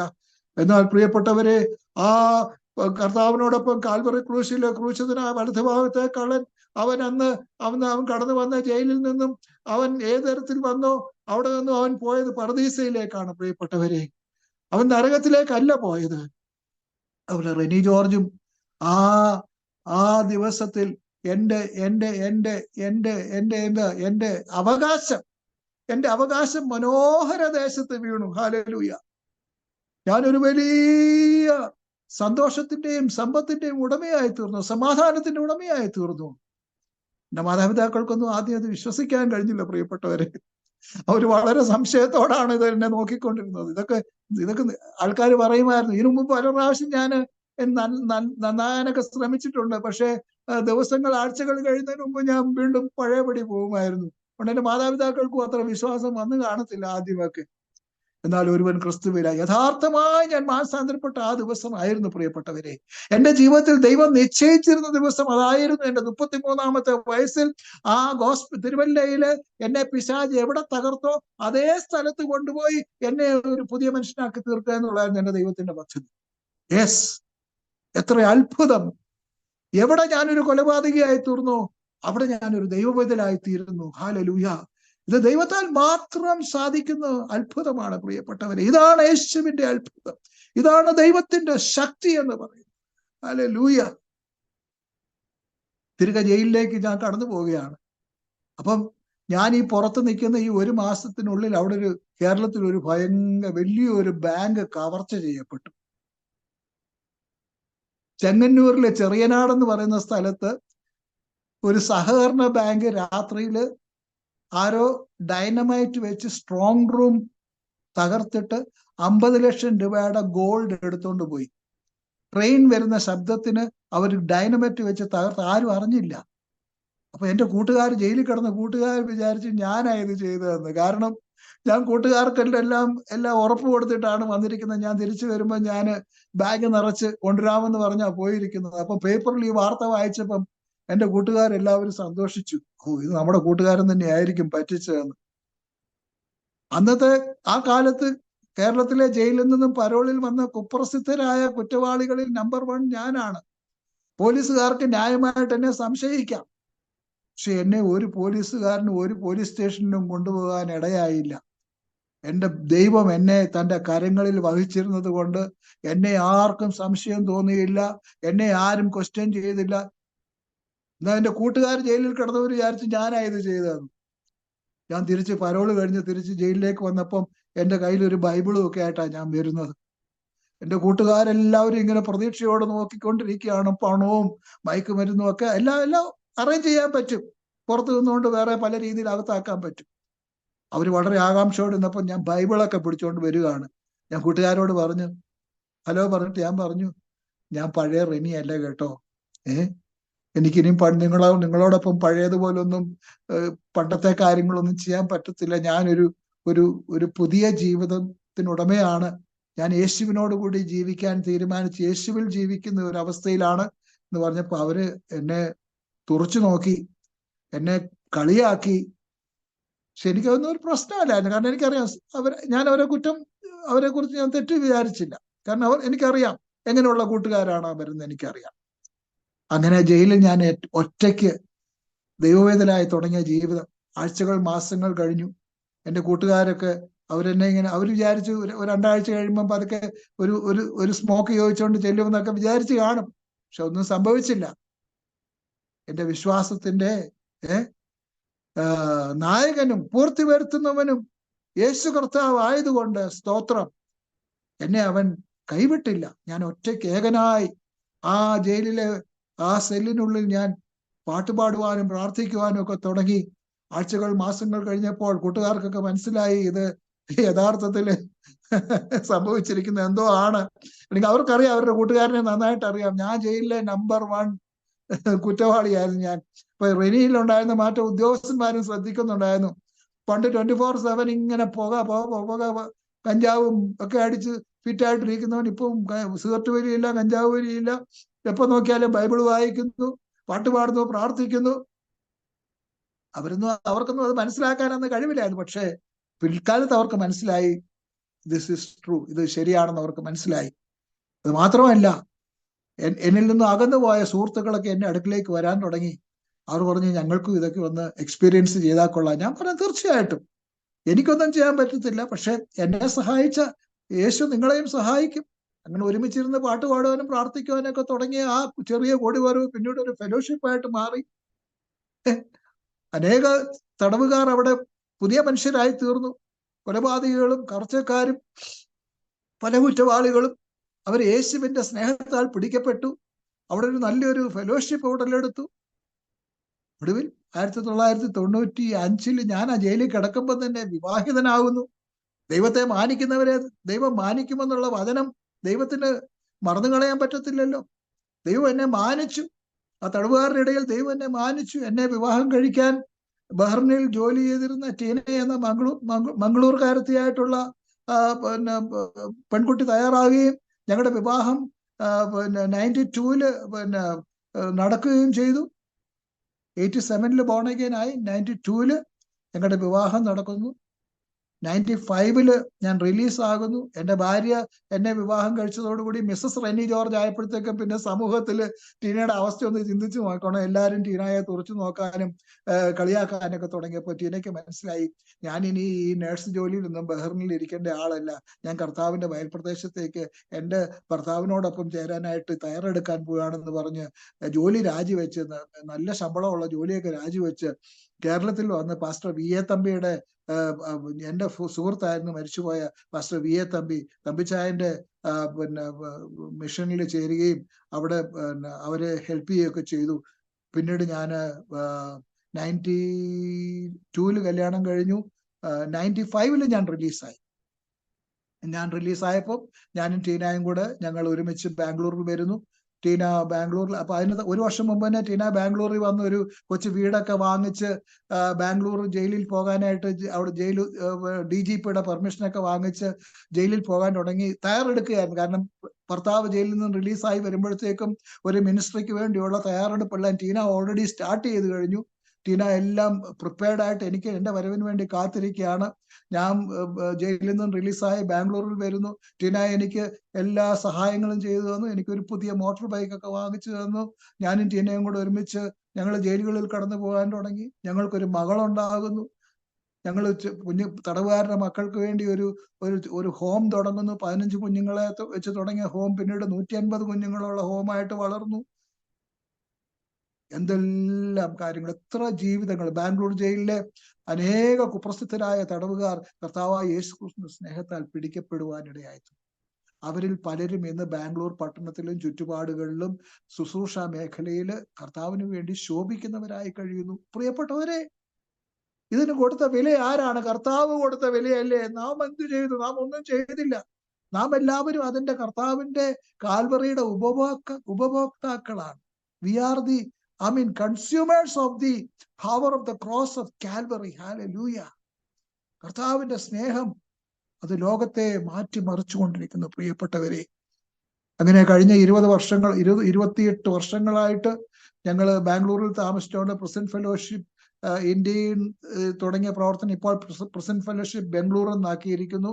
കാരണം നേതൃത്വ തലത്തിൽ ചില മാറ്റങ്ങളൊക്കെ വന്നപ്പോൾ രജിസ്ട്രേഷനൊക്കെ മാറ്റം വരുത്തേണ്ടി വന്നു. ഇപ്പോൾ പ്രസന്റ് ഫെലോഷിപ്പ് ബാംഗ്ലൂരു എന്ന് പറഞ്ഞ് ഞങ്ങൾ രജിസ്റ്റർ ചെയ്തിരിക്കുന്നു.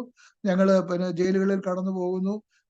കുഞ്ഞുങ്ങളെ വളർത്തുന്ന റെസിഡൻഷ്യൽ കെയർ 2018 നിർത്തേണ്ടി വന്നു. അതിന് ചില പ്രത്യേക കാരണങ്ങളൊക്കെ ഉണ്ടായി. എങ്കിലും ഞങ്ങൾ കുഞ്ഞുങ്ങളെ സഹായിക്കുന്ന പ്രവർത്തനം നിർത്തിയില്ല. ഇപ്പോഴും എക്സ്റ്റേണലി ഞങ്ങൾ തടവുകാരുടെ മക്കളെ സഹായിച്ചുകൊണ്ടിരിക്കുന്നു. ജയിലുകളിൽ പോയി തടവുകാരുമായി കർത്താവിന്റെ സ്നേഹം പങ്കുവെച്ചുകൊണ്ടിരിക്കുന്നു. ജയിലിൽ നിന്ന് റിലീസായി പുറത്തു വരുന്ന രക്ഷിക്കപ്പെട്ട തടവുകാർക്ക് ആവശ്യമായിട്ടുള്ള ക്ഷേമ പദ്ധതികൾ ഏർപ്പെടുത്തിക്കൊണ്ടിരിക്കുന്നു. ഇതെല്ലാം കർത്താവിന്റെ സ്നേഹമാണ്. നമുക്ക് നമ്മുടെ ആദ്യത്തെ ആദാമിൽ നിന്ന് കിട്ടിയതെല്ലാം മാറിപ്പോയി. ഒടുക്കത്തെ ആദാമിൽ നിന്ന് കിട്ടിയതെല്ലാം നമ്മളിൽ നല്ല പ്രവൃത്തി ആരംഭിച്ചവൻ അതിനെ അവസാനത്തോളം തികയ്ക്കുമെന്നുള്ളത് ദൈവവചനമായതുകൊണ്ട് കാര്യങ്ങൾ നടന്നുകൊണ്ടിരിക്കുന്നു പ്രിയപ്പെട്ടവരെ എന്ന് മാത്രമേ നമുക്ക് പറയാൻ കഴിയത്തില്ല. നമ്മുടെ ആരുടെ ഒരു കഴിവുമല്ല, ഒരു മിടുക്കുമല്ല. നമുക്ക് കഴിവ് തരുന്നത് യേശു കർത്താവിന്റെ സ്നേഹമാണ്. സ്തോത്രം. 2 കൊരിന്ത്യർക്ക് 5:14 പറയുന്ന പോലെ ക്രിസ്തുവിന്റെ സ്നേഹം എന്നെ നിർബന്ധിക്കുന്നു. എല്ലാവർക്കും വേണ്ടി ഒരുവൻ മരിച്ചിരിക്കുക, എല്ലാവരും മരിച്ചു എന്നും ഇനി ജീവിക്കുന്നവർ എല്ലാവരും തങ്ങൾക്കായിട്ടല്ല തങ്ങൾക്ക് വേണ്ടി മരിച്ചു ഉയർത്തെഴുന്നേറ്റവന് വേണ്ടി ജീവിക്കേണ്ടതാകുന്നു. അതുകൊണ്ട് നാം അങ്ങനെ നമ്മളെ കർത്താവ് ഏറ്റവും വലിയ ആ ഒരു ക്രമീകരണത്തിലേക്ക് കൊണ്ടുപോയിക്കൊണ്ടിരിക്കുകയാണ്. നല്ല ഓർമ്മ ഒരു തോട്ടം തികച്ചു വിശ്വാസം കാത്തു നീതിയുടെ കിരീടം, അതിലേക്ക് നമ്മളെ കർത്താവ് എത്തിച്ചുകൊണ്ടിരിക്കുകയാണ്. അപ്പൊ അതിനു മുമ്പായിട്ട് നമ്മളിൽ നല്ല പ്രവൃത്തി ആരംഭിച്ചവൻ അതിന്റെ അവസാനത്തോളം തികയ്ക്കുവാനായിട്ടുള്ള എല്ലാ കാര്യങ്ങളും ചെയ്തുകൊണ്ടിരിക്കും. നമ്മൾ താഴ്ത്തി കൊടുത്താൽ മാത്രം മതി പ്രിയപ്പെട്ടവരെ. നമ്മൾ ഒന്നിനെ ഓവർടേക്ക് ചെയ്യാതിരുന്നാൽ മതി. എപ്പോഴും കർത്താവിന്റെ ആ കലപ്പയിൽ കർത്താവിനോടൊപ്പം ചേർന്ന് നിൽക്കാനുള്ള ആ സന്നദ്ധത ഉണ്ടായാൽ മാത്രമേ, ഒരിക്കലും കർത്താവിന്റെ കലപ്പ വിട്ട് പോകാനായിട്ട് നമ്മൾ ഒരിക്കലും ശ്രമിക്കാതിരുന്നാൽ മതി. എങ്കിൽ കർത്താവിന്റെ പദ്ധതികൾ നമ്മിൽ കൂടി സാക്ഷാത്കരിക്കപ്പെടും, നിർവഹിക്കപ്പെടും.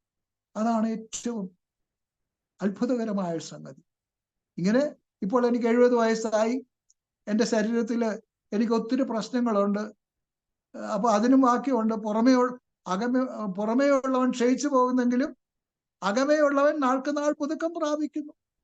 എനിക്കില്ലാത്ത അസുഖങ്ങളൊന്നുമില്ല. എനിക്ക് ശാരീരികമായിട്ട് ഒത്തിരി പ്രശ്നങ്ങളൊക്കെ ഉണ്ട്. അപ്പൊ അതിങ്ങനെ ഒരു സൈഡിൽ കൂടെ എന്നെ വേട്ടയാടിക്കൊണ്ടിരിക്കുന്നു. പക്ഷേ എന്നെ ശക്തനാക്കുന്നവൻ മുഖാന്തരം എനിക്ക് സകലവും സാധ്യവും. ഹല്ലേലൂയ. എന്റെ ബുദ്ധിമുട്ടൊക്കെയും എന്റെ കർത്താവ് തന്റെ മഹത്വത്തോടെ തന്റെ ധനത്തിനൊത്തവണ്ണം ക്രിസ്തുവേശുവിൽ തരും. എല്ലാം. പണം മാത്രമല്ല, പണം ഒരു വിഷയമല്ല പ്രിയപ്പെട്ടവരെ. നമുക്ക് നല്ല ഹൃദയവും നല്ല മനസ്സും ഇല്ലെങ്കിൽ നമുക്കൊന്നും ചെയ്യാൻ സാധിക്കത്തില്ല. ഇതെല്ലാം ക്രിസ്തുവിന്റെ സ്നേഹമാണ് നമുക്ക് തരുന്നത്. സ്തോത്രം. ശരീരം, ജഡം എപ്പോഴും അത് ഈ മണ്ണിൽ നിന്നും വന്നു. ജഡത്തിൻ്റെതായിട്ടുള്ള പ്രശ്നങ്ങൾ വരും. ലോകത്തിൽ ആർക്കും ഒരു പ്രോബ്ലം ഫ്രീ ലൈഫ് എക്സ്പെക്ട് ചെയ്യാൻ പറ്റത്തില്ല. രോഗങ്ങൾ, ലൈഫ് സ്റ്റൈൽ ഡിസീസസ് ഒക്കെ ഉണ്ടാകും. നമ്മൾ അല്ലെങ്കിൽ ചെറുപ്പം മുതൽ തന്നെ നല്ല രീതിയിൽ ഭക്ഷണക്രമങ്ങളൊക്കെ ചെയ്ത് വ്യായാമമൊക്കെ ചെയ്ത് അങ്ങനെ ജീവിച്ചാൽ ചിലപ്പം ഒരു 80 വയസ്സ് വരെയൊക്കെ നല്ല ഹെൽത്തി ആയിട്ടൊക്കെ ഇരിക്കാം. പക്ഷെ എനിക്കത് കഴിഞ്ഞില്ലല്ലോ.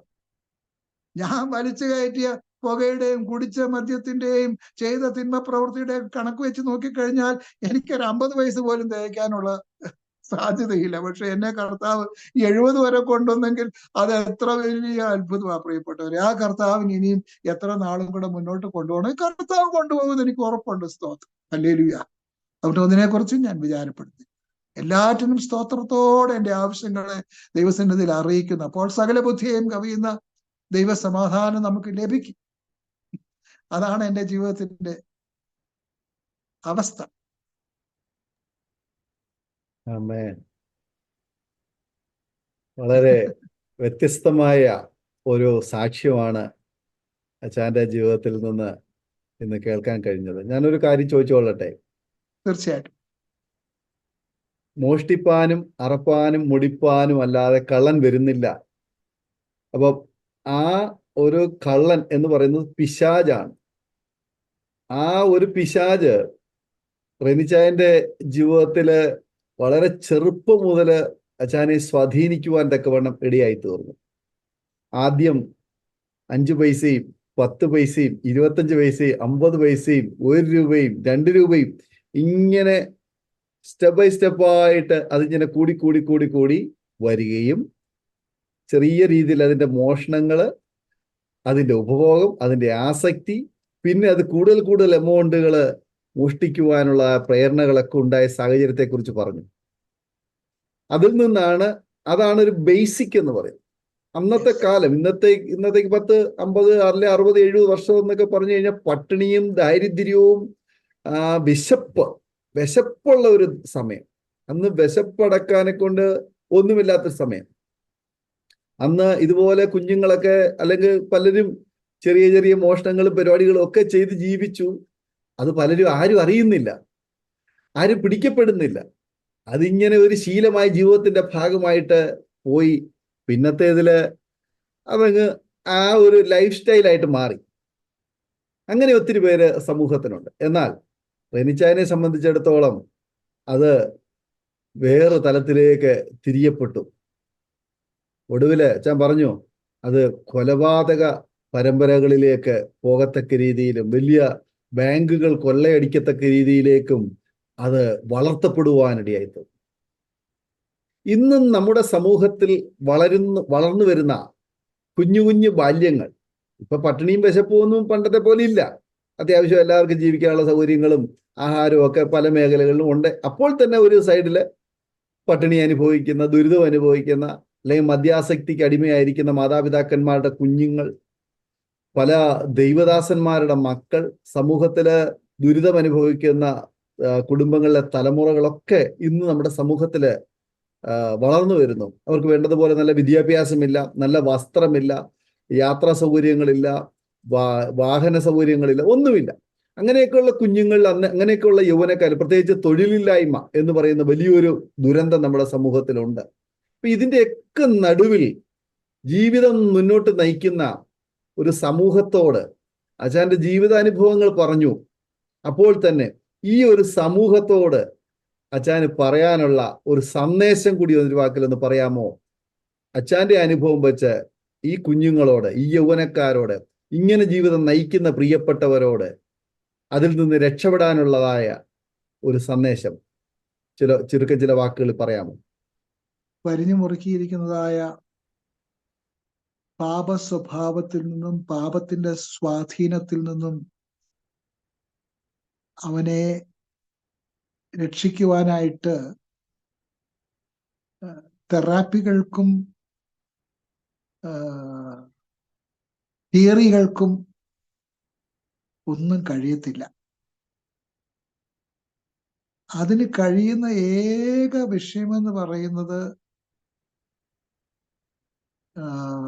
വചനപ്രകാരം പറയുകയാണെങ്കിൽ, യൗവനകാലത്ത് നിന്റെ സൃഷ്ടാവിനെ ഓർത്തുകൊള്ളുക, വൃദ്ധനായാലും അത് വിട്ടുമാറുകയില്ല. അതായത് സിമെന്റ് അത് വെള്ളത്തില് മുങ്ങിയിരിക്കുമ്പോൾ അത് ഏത് രൂപത്തിൽ വേണമെങ്കിലും ആക്കി തീർക്കാം. വെറ്റായിരിക്കുമ്പോൾ, സിമെന്റ് വെറ്റായിരിക്കുമ്പോൾ, നനഞ്ഞിരിക്കുമ്പോൾ അത് ഏത് രൂപത്തിലും ആക്കി തീർക്കാം, ഏത് രീതിയിലും ആക്കി തീർക്കാം. എന്നാൽ അത് ഡ്രൈ ആയി കഴിഞ്ഞാൽ അത് ഒന്നും ചെയ്യാൻ പറ്റത്തില്ല. അതുകൊണ്ട് കുഞ്ഞുങ്ങളായിരിക്കുന്ന സമയത്ത് തന്നെ അവരിലേക്ക് ദൈവസ്നേഹം കൊടുക്കാവുന്നതിന്റെ പരമാവധി കൊടുക്കാൻ കഴിഞ്ഞാൽ ഒരു പരിധി വരെ അവരുടെ ജീവിതങ്ങൾക്ക്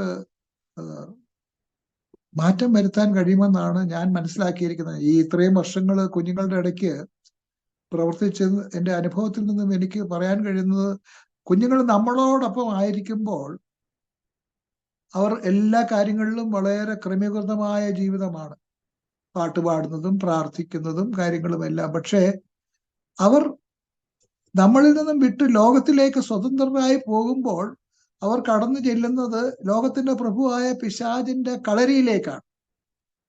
അപ്പൊ ഈ പിശാചിന്റെ കളരിയാണ്, ഈ ലോകം മുഴുവൻ പിശാചിന്റെ കളരിയാണ്. അപ്പൊ ഈ പിശാചിന്റെ കളരിയിലേക്ക് ഇറക്കി വിടുന്നതായ കുഞ്ഞുങ്ങൾ, അവർ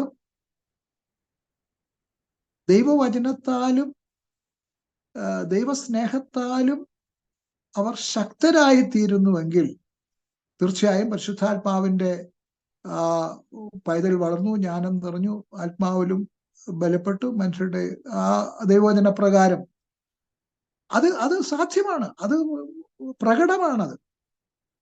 അങ്ങനെയുള്ള കുടുംബങ്ങളിൽ വളരെ ചുരുക്കമായിട്ട് മാത്രമേ ചിലത് നഷ്ടപ്പെട്ടു പോകത്തുള്ളൂ. അതാണ് നമ്മുടെ സഭകളില് നമ്മുടെ കുഞ്ഞുങ്ങൾക്കിടയിലുള്ള അവരുടെ വിജയത്തിന്റെ വിജയ രഹസ്യം എന്ന് പറയുന്ന അതാണ്. കുഞ്ഞുങ്ങളായിരിക്കുമ്പോൾ തന്നെ അവർ നമ്മുടെ വീടുകളിലെ കുടുംബ പ്രാർത്ഥനയും അവർ കുഞ്ഞുങ്ങളെ പ്രോത്സാഹിപ്പിച്ച് സൺഡേ സ്കൂളിൽ വിടുന്നതും അവരെ അച്ചടക്കത്തോടു കൂടി ജീവിക്കാനായിട്ട് അവരെ സ്നേഹപൂർവ്വം അവരെ അഭ്യസിപ്പിക്കുന്നതും എല്ലാം കുഞ്ഞുങ്ങളിൽ വളരെ സ്വാധീനം ചെലുത്തും. കുടുംബത്തിന്റെ പവർ സ്റ്റേഷൻ എന്ന് പറയുന്നത് പേരൻസ് ആണ്. ട്രാൻസ്ഫോർമർ, കുടുംബത്തിന്റെ ട്രാൻസ്ഫോർമർ കർത്താവാണ് എല്ലാത്തിന്റെയും തലയായവൻ. എങ്കിലും ഒരു കുടുംബത്തിന്റെ കഥ പറയുമ്പോൾ പേരൻസ് എങ്ങനെയാണോ, മാതാപിതാക്കൾ തമ്മിലുള്ള അവരുടെ ദൈവസ്നേഹവും അവർ തമ്മിലുള്ള അവരുടെ ബന്ധവും കുഞ്ഞുങ്ങളെ വളരെ സ്വാധീനിക്കും. അതാണ് ഏറ്റവും വലിയ, അതാണ് ക്രിസ്തു സഭയെ സ്നേഹിച്ചതുപോലെ ഭർത്താക്കന്മാരെ നിങ്ങളുടെ ഭാര്യമാരെ സ്നേഹിപ്പി എന്ന് പറഞ്ഞിരിക്കുന്നത് അതുകൊണ്ടാണ്. ക്രിസ്തു സഭയെ സ്നേഹിച്ചതുപോലെ, അതുപോലെ നാം എല്ലാ വീടുകളിലും പിതാക്കന്മാരാണ് കുടുംബത്തിന്റെ തല. അപ്പം അത് ഒരു ഈഗോ ട്രിപ്പിൽ കൂടെ കാണുന്നതല്ല. അപ്പൊ അത് ക്രിസ്തുവിന്റെ സ്നേഹത്താൽ നിറഞ്ഞ് ആ മാതാവും പിതാവും അവർ ഒരുമിച്ച് ഒരു ഭവനത്തെ വളർത്തിയെടുക്കുമ്പോൾ ആ ഭവനത്തിൽ നിന്നും പുറത്തു വരുന്ന കുഞ്ഞുങ്ങളിൽ ഭൂരിഭാഗം പേരും സക്സസ്ഫുൾ ആകുമെന്നാണ് ഞാൻ വിശ്വസിക്കുന്നത്. എന്നാൽ ചില കേസുകളിലൊക്കെ ഞാൻ പറഞ്ഞല്ലോ, ഈ പിശാചിനും എന്തെങ്കിലും പണിയൊക്കെ വേണമല്ലോ. കാരണം ഇല്ലെന്നുണ്ടെങ്കിൽ അവനും ഒരു ബോറടിയാണല്ലോ. അപ്പൊ അവനിങ്ങനെ 24/7 വെളിപാട് പുസ്തകത്തിൽ പറഞ്ഞ പോലെ, ഞാൻ ആ വാക്യം റെഫർ ചെയ്യാനായിട്ട് ഉദ്ദേശിച്ച വാക്യ പറഞ്ഞില്ല, അവർ അവനെ കുഞ്ഞാടിന്റെ രക്തത്താലും തങ്ങളുടെ സാക്ഷ്യവചനത്താലും ജയിച്ചു, മരണപര്യന്തം തങ്ങളുടെ ജീവനെ വിലയേറിയതായി കണക്കാക്കിയുമില്ല. വെളിപാട് 12:12. ഞാൻ എന്റെ സാക്ഷ്യത്തെക്കുറിച്ച് അവർ കുഞ്ഞാടിന്റെ രക്തത്താലും സാക്ഷ്യവചനത്താലും ജയിച്ചു. അപ്പൊ പേരൻസ് സാക്ഷ്യമുള്ളവരാണെങ്കിൽ ആ സാക്ഷ്യം കുഞ്ഞുങ്ങളിലേക്കും തീർച്ചയായും വരും. ഞാൻ കുഞ്ഞായിരിക്കുമ്പോ എന്റെ ഫാദർ ബോൺ അഗെയിൻ ആയിട്ടില്ല യഥാർത്ഥത്തിൽ. അപ്പൊ ആ ഒരു സ്വാധീനത്തിലുണ്ടായ ഞങ്ങളുടെ ആദ്യത്തെ 3 കുഞ്ഞുങ്ങളെന്നാണ് ഞാൻ വിശ്വസിക്കുന്നത്. 4-5 മുതൽ താഴോട്ടായപ്പോഴത്തേക്കും വ്യത്യാസങ്ങൾ ഉണ്ടായി തുടങ്ങി. അപ്പം ബൈബിള് പറയുന്ന ഒരു മനുഷ്യനും പൂർണ്ണനല്ല, എല്ലാ മനുഷ്യരിലും അവരുടേതായിട്ടുള്ള വൈകല്യങ്ങളും പ്രശ്നങ്ങളൊക്കെ ഉണ്ട്. എങ്കിലും മനസ്സ് പുതുക്കി രൂപാന്തരപ്പെടണമെന്നാണല്ലോ പറഞ്ഞിരിക്കുന്നത്. നമുക്ക് എപ്പോഴും ആ ഒരു വില്ലിങ്നെസ് ഉണ്ടായിരിക്കണം. പേരൻസ് അന്യോന്യം അവരുടെ തെറ്റുകൾ ഏറ്റുപറഞ്ഞ് കുഞ്ഞുങ്ങളുടെ മുമ്പാകെ മാതൃകയുള്ളവരായി തീരുകയാണെങ്കിൽ അത് കുഞ്ഞുങ്ങളിലേക്ക് പടരും. ഒരു സോറി പറയാനായിട്ട് മടിയുള്ളവരായിരിക്കരുത് മാതാപിതാക്കൾ. ഒരു അറിയാതെ ഒരു വാക്ക് പറഞ്ഞു കഴിഞ്ഞാൽ I am sorry, please forgive me, കുഞ്ഞുങ്ങളുടെ മുമ്പ് വെച്ചാണെങ്കിലും പറയണം. അപ്പൊ കുഞ്ഞുങ്ങൾക്കും അത് മനസ്സിലാകും, കണ്ടോ എന്റെ പേരൻസ് അവരുടെ ജീവിതം ഇങ്ങനെയുള്ള, അവരും അപ്പൊ സോറി പറയാനും താങ്ക് യു പറയാനും ഒക്കെ അവരും പഠിക്കും. അങ്ങനെ ഒത്തിരി കാര്യങ്ങൾ നമ്മുടെ ജീവിതത്തിൽ, മനുഷ്യനെന്ന് പറയുമ്പം മാനുഷികമായിട്ടുള്ള ഒത്തിരി വാല്യൂസ് ഉണ്ട്. ആ വാല്യൂസിനെ എല്ലാം നമ്മൾ ഉൾക്കൊണ്ട്, അല്ലാതെ നമ്മൾ ആൾക്ക് പുറത്തുള്ളവർ പറയും നമ്മൾ വെറും സ്പിരിച്വൽ ബീയിങ്സ് ആണ്, നമ്മൾ ഹല്ലേലൂയ പ്രൈസ് ലോർഡ് പറഞ്ഞ് ഇങ്ങനെ കണ്ണടച്ച്, അങ്ങനെ അല്ല. നമ്മൾ മാനുഷിക മൂല്യങ്ങൾക്ക് നാം വില കൊടുക്കുന്നതുകൊണ്ടാണ് നമ്മുടെ ക്രിസ്തീയ ജീവിതം ഭദ്രതയുള്ളതായിത്തീരുന്നത്. ലോകത്തിൽ സക്സസ്ഫുൾ ആയിരിക്കുന്നവർക്ക് ദൈവരാജ്യത്തിന് സക്സസ്ഫുൾ ആയിത്തീരാൻ പറ്റത്തുള്ളൂ. നെയ്ബേഴ്സിനെ സ്നേഹിക്കുകയും നെയ്ബേഴ്സിനെ സഹായിക്കുകയും, നമ്മളൊന്നും എല്ലാവരും വിശ്വാസികളാണെന്ന് നോക്കിക്കൊണ്ടല്ല നമ്മൾ ആളുകളെ സഹായിക്കാൻ പോകുന്നത്. ക്രിസ്തുവിന്റെ സ്നേഹത്താൽ നമ്മൾ തീയിൽ കിടക്കുന്നവരെ വലിച്ചെടുക്കാൻ നമ്മൾ വിളിക്കപ്പെട്ടവരാണ്. അപ്പൊ ഇതൊക്കെയാണ്, ഇങ്ങനെയുള്ള വിഷയങ്ങളെല്ലാം നമ്മുടെ മക്കളും മനസ്സിലാക്കി ചെറുപ്രായം മുതൽ തന്നെ. അപ്പം കുഞ്ഞുങ്ങളോട് എനിക്ക് പറയാനുള്ളത്, പേരൻസിനെ പേരൻസിന്റെ കുഞ്ഞുങ്ങൾക്ക് പേരൻസിനെ സഹായിക്കാൻ കഴിയും, പേരൻസിന് കുഞ്ഞുങ്ങളെ സഹായിക്കാൻ കഴിയും. പക്ഷെ ക്രിസ്തുവിൽ അധിഷ്ഠിതമായ ജീവിതം, ക്രിസ്തുവിൽ അധിഷ്ഠിതം, എനിക്ക് വേറെ ഒന്നും അറിയത്തില്ല പാസ്റ്റർ ഡാനിയൽ. ലൈക്ക് എന്നോട് ആൾക്കാർ ചോദിക്കുമ്പോൾ ഞാൻ എപ്പോഴും ബിബ്ലിക്കലിയാണ് ആൻസർ പറയുന്നത്. ഞാൻ വേറെ പിന്നെ വേൾഡ് ഫിലോസഫേഴ്സിന്റെയോ അല്ലെങ്കിൽ സയന്റിസ്റ്റുകളുടെയോ ഒന്നും കോട്ടുകളൊന്നും ഞാൻ ഉപയോഗിക്കാൻ ആഗ്രഹിക്കുന്നില്ല. കാരണം എനിക്ക് എൻ്റെ ജീവിതത്തിൽ എന്നെ സഹായിച്ചത് ദൈവവചനമാണ്, പരിശുദ്ധാത്മാവാണ്, ദൈവസ്നേഹമാണ്. അപ്പം ഞാൻ കടപ്പെട്ടിരിക്കുന്നത് അതിനോടാണ്. അപ്പൊ എനിക്ക് കടമെടുത്തൊന്നും പറയേണ്ട ആവശ്യമില്ല. എല്ലാം എന്റെ സമ്പത്തെന്ന് ചൊല്ലുവാൻ വേറെ ഇല്ല ഒന്നും. യേശു മാത്രം എന്റെ സമ്പത്താകുന്നു. അപ്പൊ എന്റെ ഏത് ചോദ്യങ്ങൾക്കും ഞാൻ മറുപടി നൽകുന്നത് വേർഡ് ബേസ്ഡ് ആയിരിക്കും. അതുകൊണ്ട് തലമുറയോട് പറയാനുള്ളത്, make sure that like Bible is the most valuable like treasure. Word of God is the most valuable treasure. If you consider it as a treasure, that treasure will make your life like great. ഞാന് തിരുവല്ലായിൽ വെച്ച് ആ ഒരു incident ഉണ്ടാകുന്നു. പിന്നീട് arrest ചെയ്യപ്പെടുകയും ജയിലിലാക്കപ്പെടുകയും ചെയ്യുന്നു. പിന്നത്തേതിൽ ചില നാളുകൾ കഴിയുമ്പോൾ പരോളിന് വരികയാണ്. എവിടെ വെച്ച് അഥവാ തെറ്റ് ചെയ്തോ അവിടെ വെച്ച് തന്നെ, ആ സ്ഥലത്ത് വെച്ച് തന്നെ ദൈവം തൻ്റെ ദൂതന്മാരെ അയച്ച് അറസ്റ്റ് ചെയ്യുന്ന അല്ലെങ്കിൽ പിടിക്കപ്പെടുന്ന ആ ഒരു രംഗം, അത് ശരിക്കും പറഞ്ഞു കഴിഞ്ഞാൽ ഏതൊരു മനുഷ്യനെയും ഹൃദയത്തിൽ സ്പർശിക്കുന്ന, സ്വാധീനിക്കുന്ന, അവന്റെ ജീവിതത്തിലേക്ക് അവനെ തിരിച്ചു വരുവാൻ തക്കവണ്ണം ആ ലൊക്കേഷനിൽ തന്നെ കൊണ്ടുവന്ന് അവനെ ആ കുറ്റം ബോധിപ്പിച്ച്, അവൻ തെറ്റുകാരനാണെന്ന് ബോധ്യം വരുത്തിയതിന് ശേഷം അവനെ അവിടെ വെച്ച് തിരുത്തുന്ന ആ ഒരു രംഗം ഞാൻ ആലോചിക്കുകയായിരുന്നു. തിരിച്ച് കർത്താവിനെ അറിഞ്ഞതിന് ശേഷം ജയിലിലേക്ക് മടങ്ങി ചെല്ലുമ്പോൾ കൂട്ടുകാരൊക്കെ പ്രതീക്ഷിച്ചിരുന്നത് മറ്റു പലതുമാണെങ്കിൽ ഏറ്റവും വലിയ നിക്ഷേപമായ നിത്യജീവന്റെ മൊഴികൾ കൈകളിലേന്തി കയറി ചെല്ലുന്ന ആ ഒരു രംഗം, ശരിക്കും പറഞ്ഞു കഴിഞ്ഞാൽ അച്ഛൻ പറഞ്ഞു, അത് സ്വർഗത്തെ, ബാങ്ക് ഓഫ് ഹെവൻ ഞാൻ കൊണ്ടുവരികയാണ്. ആ ഒരു അനുഭവം ഒരു വ്യക്തിയുടെ ജീവിതത്തിലേക്ക് ഇറങ്ങി വരുമ്പോൾ ഉണ്ടാകുന്ന ഈ ലോകത്തിലെ ഭൗമികത അല്ലെങ്കിൽ ധനത്തേക്കാൾ എത്രയോ ശ്രേഷ്ഠമാണ് ദൈവത്തിന്റെ വചനം കരങ്ങളിലേന്തുക, ആ വചനം ജീവിതത്തിലേക്ക് കൊണ്ടുവരിക, അതിലൂടെയുള്ള സന്തോഷവും സമാധാനവും ജീവിതത്തിൽ അനുഭവിക്കുന്ന അത്ര സമാധാനവും ആ ട്രഷർ എത്ര വലുതാണ്. ഒരു മദ്യത്തിനോ, ഒരു മയക്കുമരുന്നിനോ, ഒരു ലഹരി വസ്തുക്കൾക്കോ, ഒരു കൊലപാതകത്തിനോ, ഒരു പിടിച്ചുപറിക്കോ, ഒരു വ്യഭിചാരത്തിനോ ഒന്നിനും തരാൻ കഴിയാത്ത, ഈ ലോകത്തിന് തരാൻ കഴിയാത്ത സമാധാനം, സന്തോഷമാണ് യേശുവിൽ കൂടി ഒരു വ്യക്തിയുടെ ജീവിതത്തിലേക്ക്.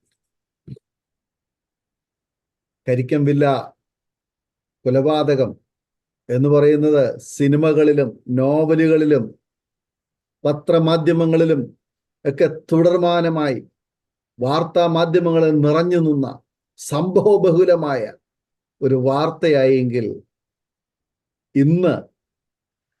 ഇന്ന് ആ വാർത്തകളെല്ലാം അപ്രസക്തമായി കർത്താവ് അതിനെല്ലാം തുടച്ചു മാറ്റി ആ കാൽവരി ക്രൂശിലെ സ്നേഹത്തിന്റെ, ആ ക്രൂശിലെ രക്തത്താൽ നിന്റെ പാപം എത്ര കടിച്ചുവപ്പായിരുന്നാലും അത് ഹിമം പോലെ വെള്ളയായിത്തീരും.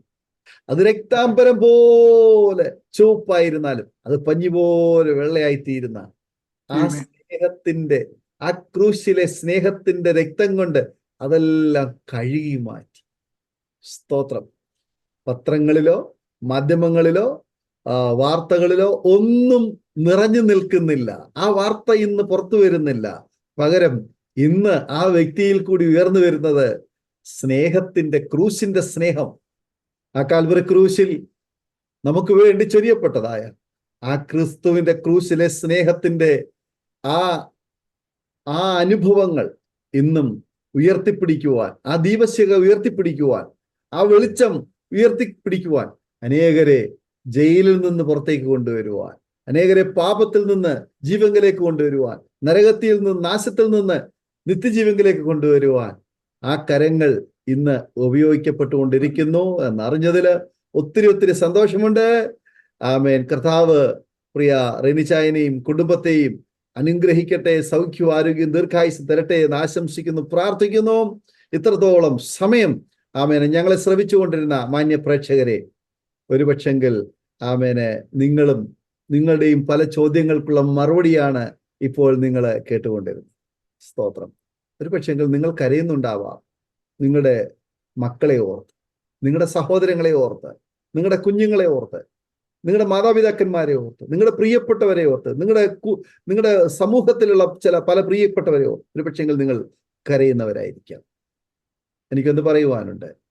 കരയുന്ന, കണ്ണുനീരൊഴുക്കുന്ന സഹോദരങ്ങളോ മാതാപിതാക്കന്മാരോ പ്രിയപ്പെട്ടവരോ ആത്മഭാരത്തോടുകൂടി ഈ വിഷയങ്ങൾക്ക് വേണ്ടി കരയുവാൻ തയ്യാറാകുമെങ്കിൽ, പ്രിയ റെനി ജോർജ് എന്ന് പറയുന്ന ഈ അച്ചായനെ ആ ജയിലിൽ നിന്ന് പുറത്തു കൊണ്ടുവരിക എന്നുള്ളതിനേക്കാൾ അപ്പുറമായി ആ നരകത്തിൽ നിന്ന് പുറത്തു കൊണ്ടുവരുവാൻ ആമേൻ അവസരമൊരുക്കിയത് ആ കണ്ണുനീരൊഴുക്കി ആ മകന് വേണ്ടി പ്രാർത്ഥിച്ച ആ മാതാപിതാക്കന്മാരെന്നുള്ള കാര്യത്തിന് യാതൊരു സംശയവുമില്ല.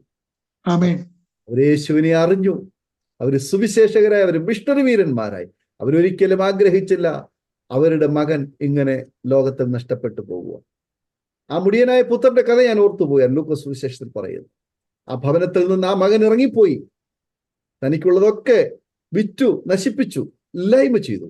ഒരു സുപ്രഭാതത്തിൽ അവന് സുബോധം വന്നിട്ട്, അപ്പാ ഞാൻ സ്വർഗത്തോട് നിന്നോട് പാപം ചെയ്തിരിക്കുന്നു എന്ന് പറഞ്ഞ് അനുതാപത്ത് ഹൃദയത്തോടുകൂടി തൻ്റെ ഭവനത്തിലേക്ക് ഒന്നുമില്ലാത്തവനായി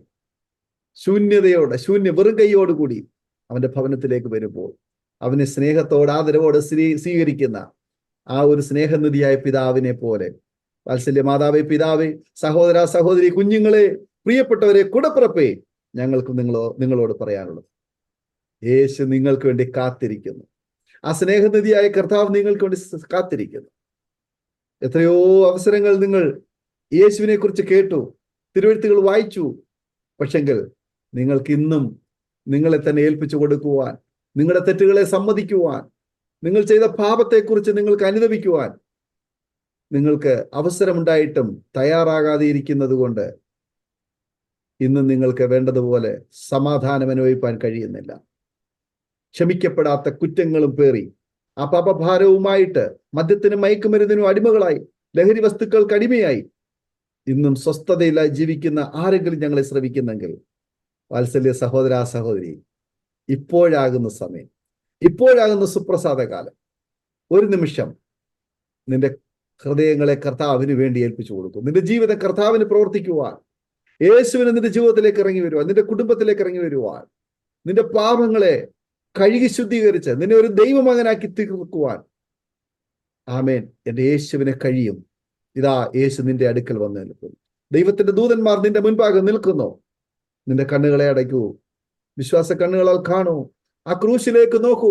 നിനക്ക് വേണ്ടി ഒഴിക്കപ്പെടുന്നതായ ആ പുണ്യാഹ രക്തം നിന്റെ ശിരസിന്മേൽ ഒരു തുള്ളി വീഴട്ടെ. ഓ, നിന്റെ പാപം ചെയ്ത കൈകളിലേക്ക് യേശുവിന്റെ ക്രൂശിലെ രക്തം ഒരു തുള്ളി വീഴട്ടെ. നിന്റെ ഹൃദയത്തിലേക്ക് അത് ഒഴുകിയിറങ്ങട്ടെ. നിന്റെ പാപക്കറകൾ കഴുകി ശുദ്ധീകരിക്കപ്പെടട്ടെ. സ്തോത്രം, സ്തോത്രം. എല്ലാവരും പ്രാർത്ഥിച്ചാണ്. ഞങ്ങളെ ശ്രമിച്ചുകൊണ്ടിരിക്കുന്ന മാന്യ പ്രേക്ഷകരെ, ശ്രോതാക്കളെ, ഓ കുഞ്ഞുങ്ങളെ, പ്രിയപ്പെട്ടവരെ, നിങ്ങൾ ഒരു ചെറിയ പാപവും ചെയ്യരുത്. ഒരു ചെറിയ പാപവും ചെയ്യരുത്. ഒരു തെറ്റ് ചെയ്യരുത്. അത് നിങ്ങളെ വലിയ വലിയ തെറ്റിലേക്ക് വലിച്ചിഴയ്ക്കുവാൻ തക്കമുടിയായിത്തീരും. കൊച്ചു കുഞ്ഞുങ്ങൾ പലപ്പോഴും ചെറിയ തെറ്റുകളൊക്കെ ചെയ്യുമ്പോൾ നമ്മൾ ചിരിക്കാറുണ്ട്. അവനത് പോട്ട് സാരമില്ല എന്ന് പറയാറുണ്ട്. പക്ഷെ അത് അടുത്ത തെറ്റിലേക്ക് അവനെ അപ്ഗ്രേഡ് ചെയ്യുവാനിടയായിത്തീരും. സ്തോത്രം, സ്തോത്രം, സ്തോത്രം. ദൈവസന്നിധിയിൽ നമ്മെ തന്നെ ഏൽപ്പിച്ചു കൊടുക്കാം. ഒരു തുള്ളി കണ്ണുനീരൊഴുക്കാം. ചെയ്തു പോയ പാപങ്ങൾക്ക് വേണ്ടി ക്ഷമ ചോദിക്കാം. ദൈവസന്നിധിയിൽ, കർത്താവേ, എന്നോട് ക്ഷമിക്കണമേ, യേശുവേ എന്നോട് ക്ഷമിക്കണമേ, യേശുവേ എന്നോട് ക്ഷമിക്കണമേ. ആര് പ്രാർത്ഥിക്കും? Hallelujah, hallelujah. ഞങ്ങൾ നിങ്ങൾക്ക് വേണ്ടി പ്രാർത്ഥിക്കാം. യേശു നിങ്ങളെ സ്നേഹിക്കുന്നു. യേശുവിനെ മാത്രമേ നിങ്ങളെ രക്ഷിപ്പാൻ കഴിയുകയുള്ളൂ. മറ്റൊരുത്തനും രക്ഷയില്ല. നാം രക്ഷിക്കപ്പെടുവാൻ ആകാശത്തിന് കീഴെ ഭൂമിക്ക് മീതെ മനുഷ്യരുടെ ഇടയിൽ നൽകപ്പെട്ട ഒരേ ഒരു നാമം, അത് കർത്താവായ യേശു ക്രിസ്തു മാത്രം. പ്രാർത്ഥിക്കാം. നാം ഒരുമിച്ച് സ്തോത്രം ചെയ്ത് പ്രാർത്ഥിക്കുമ്പോൾ കർത്താവിന്റെ ദാസൻ പ്രിയ റെനിച്ചായൻ, ആമേൻ, അരോമ ടിവിയിലെ പ്രേക്ഷകർക്ക് വേണ്ടി ആമേൻ ഒരു നിമിഷം പ്രാർത്ഥിക്കാം. അതുപോലെ രോഗികളായിരിക്കുന്ന പ്രിയപ്പെട്ടവരുണ്ട്, വളരെ ആമേൻ പ്രതിസന്ധികളുടെ നടുവിലൂടെ കടന്നു പോകുന്ന പ്രിയപ്പെട്ടവരുണ്ട്, ദൈവമക്കളുണ്ട്. ആമേൻ, സ്തോത്രം. ആമേൻ, ആമേൻ. അവരെല്ലാം ഓർത്ത് സ്തോത്രം ചെയ്ത് പ്രാർത്ഥിക്കാം. റെനിച്ച പ്രാർത്ഥിക്കാം. സ്തോത്രം. കണ്ണീരെല്ലാം തുടയ്ക്കും കൺമണി പോൽ കാക്കും, കണ്ണീരെല്ലാം തുടയ്ക്കും കൺമണി പോൽ കാക്കും, കാർമേഘം പോലെ കഷ്ടങ്ങൾ വന്നാലും കൃപയോടെ നിന്നെ കാത്തിടും താൻ. കാർമേഘം പോലെ കഷ്ടങ്ങൾ വന്നാലും കൃപയോടെ നിന്നെ കാത്തിടും താൻ. യേശു വിളിക്കുന്നു, യേശു വിളിക്കുന്നു, സ്നേഹമോടെ തൻ കരങ്ങൾ നീട്ടി യേശു വിളിക്കുന്നു, സ്നേഹമോടെ തൻ കരങ്ങൾ നീട്ടി യേശു വിളിക്കുന്നു. സ്നേഹവാനായ ഞങ്ങളുടെ സ്വർഗീയ പിതാവേ, അങ്ങയുടെ ഓമനപുത്രനായ യേശു കർത്താവിനെ ഞങ്ങൾക്ക് വേണ്ടി കാൽവറിയിൽ യാഗമായി തീർത്തതിനായി സ്തോത്രം. യേശു കർത്താവേ, അങ്ങ് അടിയങ്ങൾക്കായി കാര്യസ്ഥനായ പരിശുദ്ധാത്മാവിനെ ലോകത്തിന് നൽകിയിരിക്കുന്നതിനായി സ്തോത്രം. പാപത്തെക്കുറിച്ചും നീതിയെക്കുറിച്ചും ന്യായവിധിയെക്കുറിച്ചും അടിയങ്ങൾക്ക് ബോധ്യം നൽകുവാൻ തക്കവണ്ണം പരിശുദ്ധാത്മാവേ അങ്ങ് മനുഷ്യ ജീവിതങ്ങളിൽ പ്രവർത്തിച്ചു കൊണ്ടിരിക്കുന്നതിനായി സ്തോത്രം. ഇന്നും കർത്താവേ സ്തോത്രം, അടിയങ്ങൾ അവിടുത്തെ സന്നിധിയിലായിരുന്നപ്പോൾ കർത്താവേ ദൈവവചനം അനേക ജീവിതങ്ങളുമായി പങ്കുവെക്കുമ്പോൾ അവരുടെ ജീവിതത്തിൽ കർത്താവെ പാപത്തെക്കുറിച്ചും നീതിയെക്കുറിച്ചും ന്യായവിധിയെക്കുറിച്ചും ബോധ്യം വരുത്തുവാൻ അങ്ങേക്ക് കഴിഞ്ഞതിനായി സ്തോത്രം ചെയ്യുന്നു പരിശുദ്ധാത്മാവേ. ഹല്ലേലൂയ. അങ്ങയുടെ വചനം ഞങ്ങളുടെ കാലിന് ദീപവും പാതയ്ക്ക് പ്രകാശവുമാണ് കർത്താവേ. അങ്ങാണ് വചനം കർത്താവേ. അങ്ങ് ഞങ്ങളുടെ ജീവിതത്തിന്റെ സകലവുമാണ് കർത്താവേ. കർത്താവേ, ഞങ്ങളെ സ്നേഹിക്കുവാൻ ഈ ലോകത്തിൽ ആർക്കും കഴിയാതിരുന്നപ്പോൾ ഞങ്ങളെ സ്നേഹിക്കുവാൻ അങ്ങ് കടന്നു വന്നതിനായി സ്തോത്രം. ഞങ്ങളെ കരുതുവാൻ അങ്ങ് കടന്നു വന്നതിനായി സ്തോത്രം. ഞങ്ങളുടെ പാപങ്ങളെ അവിടുന്ന് കാൽവറിയിൽ ഏറ്റതിനായി സ്തോത്രം ചെയ്യുന്നു. ഞങ്ങളുടെ പാപങ്ങളെ അവിടുന്ന് കാൽവറി ക്രൂശിൽ ചുമന്നൊഴിച്ചതിനായി സ്തോത്രം ചെയ്യുന്നു. ഞങ്ങൾ അങ്ങയിൽ വിശ്വസിക്കുന്നു യേശു കർത്താവേ. ഞങ്ങൾ അങ്ങയിൽ ചേരുന്നു, ആശ്രയിക്കുന്നു പരിശുദ്ധാത്മാവേ. ഞങ്ങളുടെ അപേക്ഷ, ഞങ്ങളുടെ പ്രാർത്ഥന യേശുവിൽ കൂടി പിതാവിന്റെ സന്നിധിയിലേക്ക് എത്തിക്കുന്നതിനായി ഞങ്ങൾ സ്തോത്രം ചെയ്യുന്നു കർത്താവേ. ഇന്നത്തെ ദിവസം കർത്താവേ സ്തോത്രം, അരോമ ടിവിയുടെ കർത്താവേ സ്തോത്രം പ്രവർത്തനത്തിൽ കൂടി കർത്താവേ ജീവിതങ്ങളോട് ഇടപെടുവാൻ അവിടുന്ന് സഹായിച്ചതിനായി സ്തോത്രം ചെയ്യുന്നു.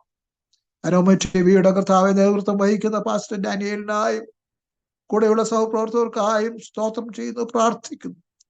നിന്റെ മക്കൾ ചെയ്തുകൊണ്ടിരിക്കുന്നതായ ശുശ്രൂഷയെ അവിടുന്ന് അനുഗ്രഹിക്കണമേ എന്ന് പ്രാർത്ഥിക്കുന്നു കർത്താവേ.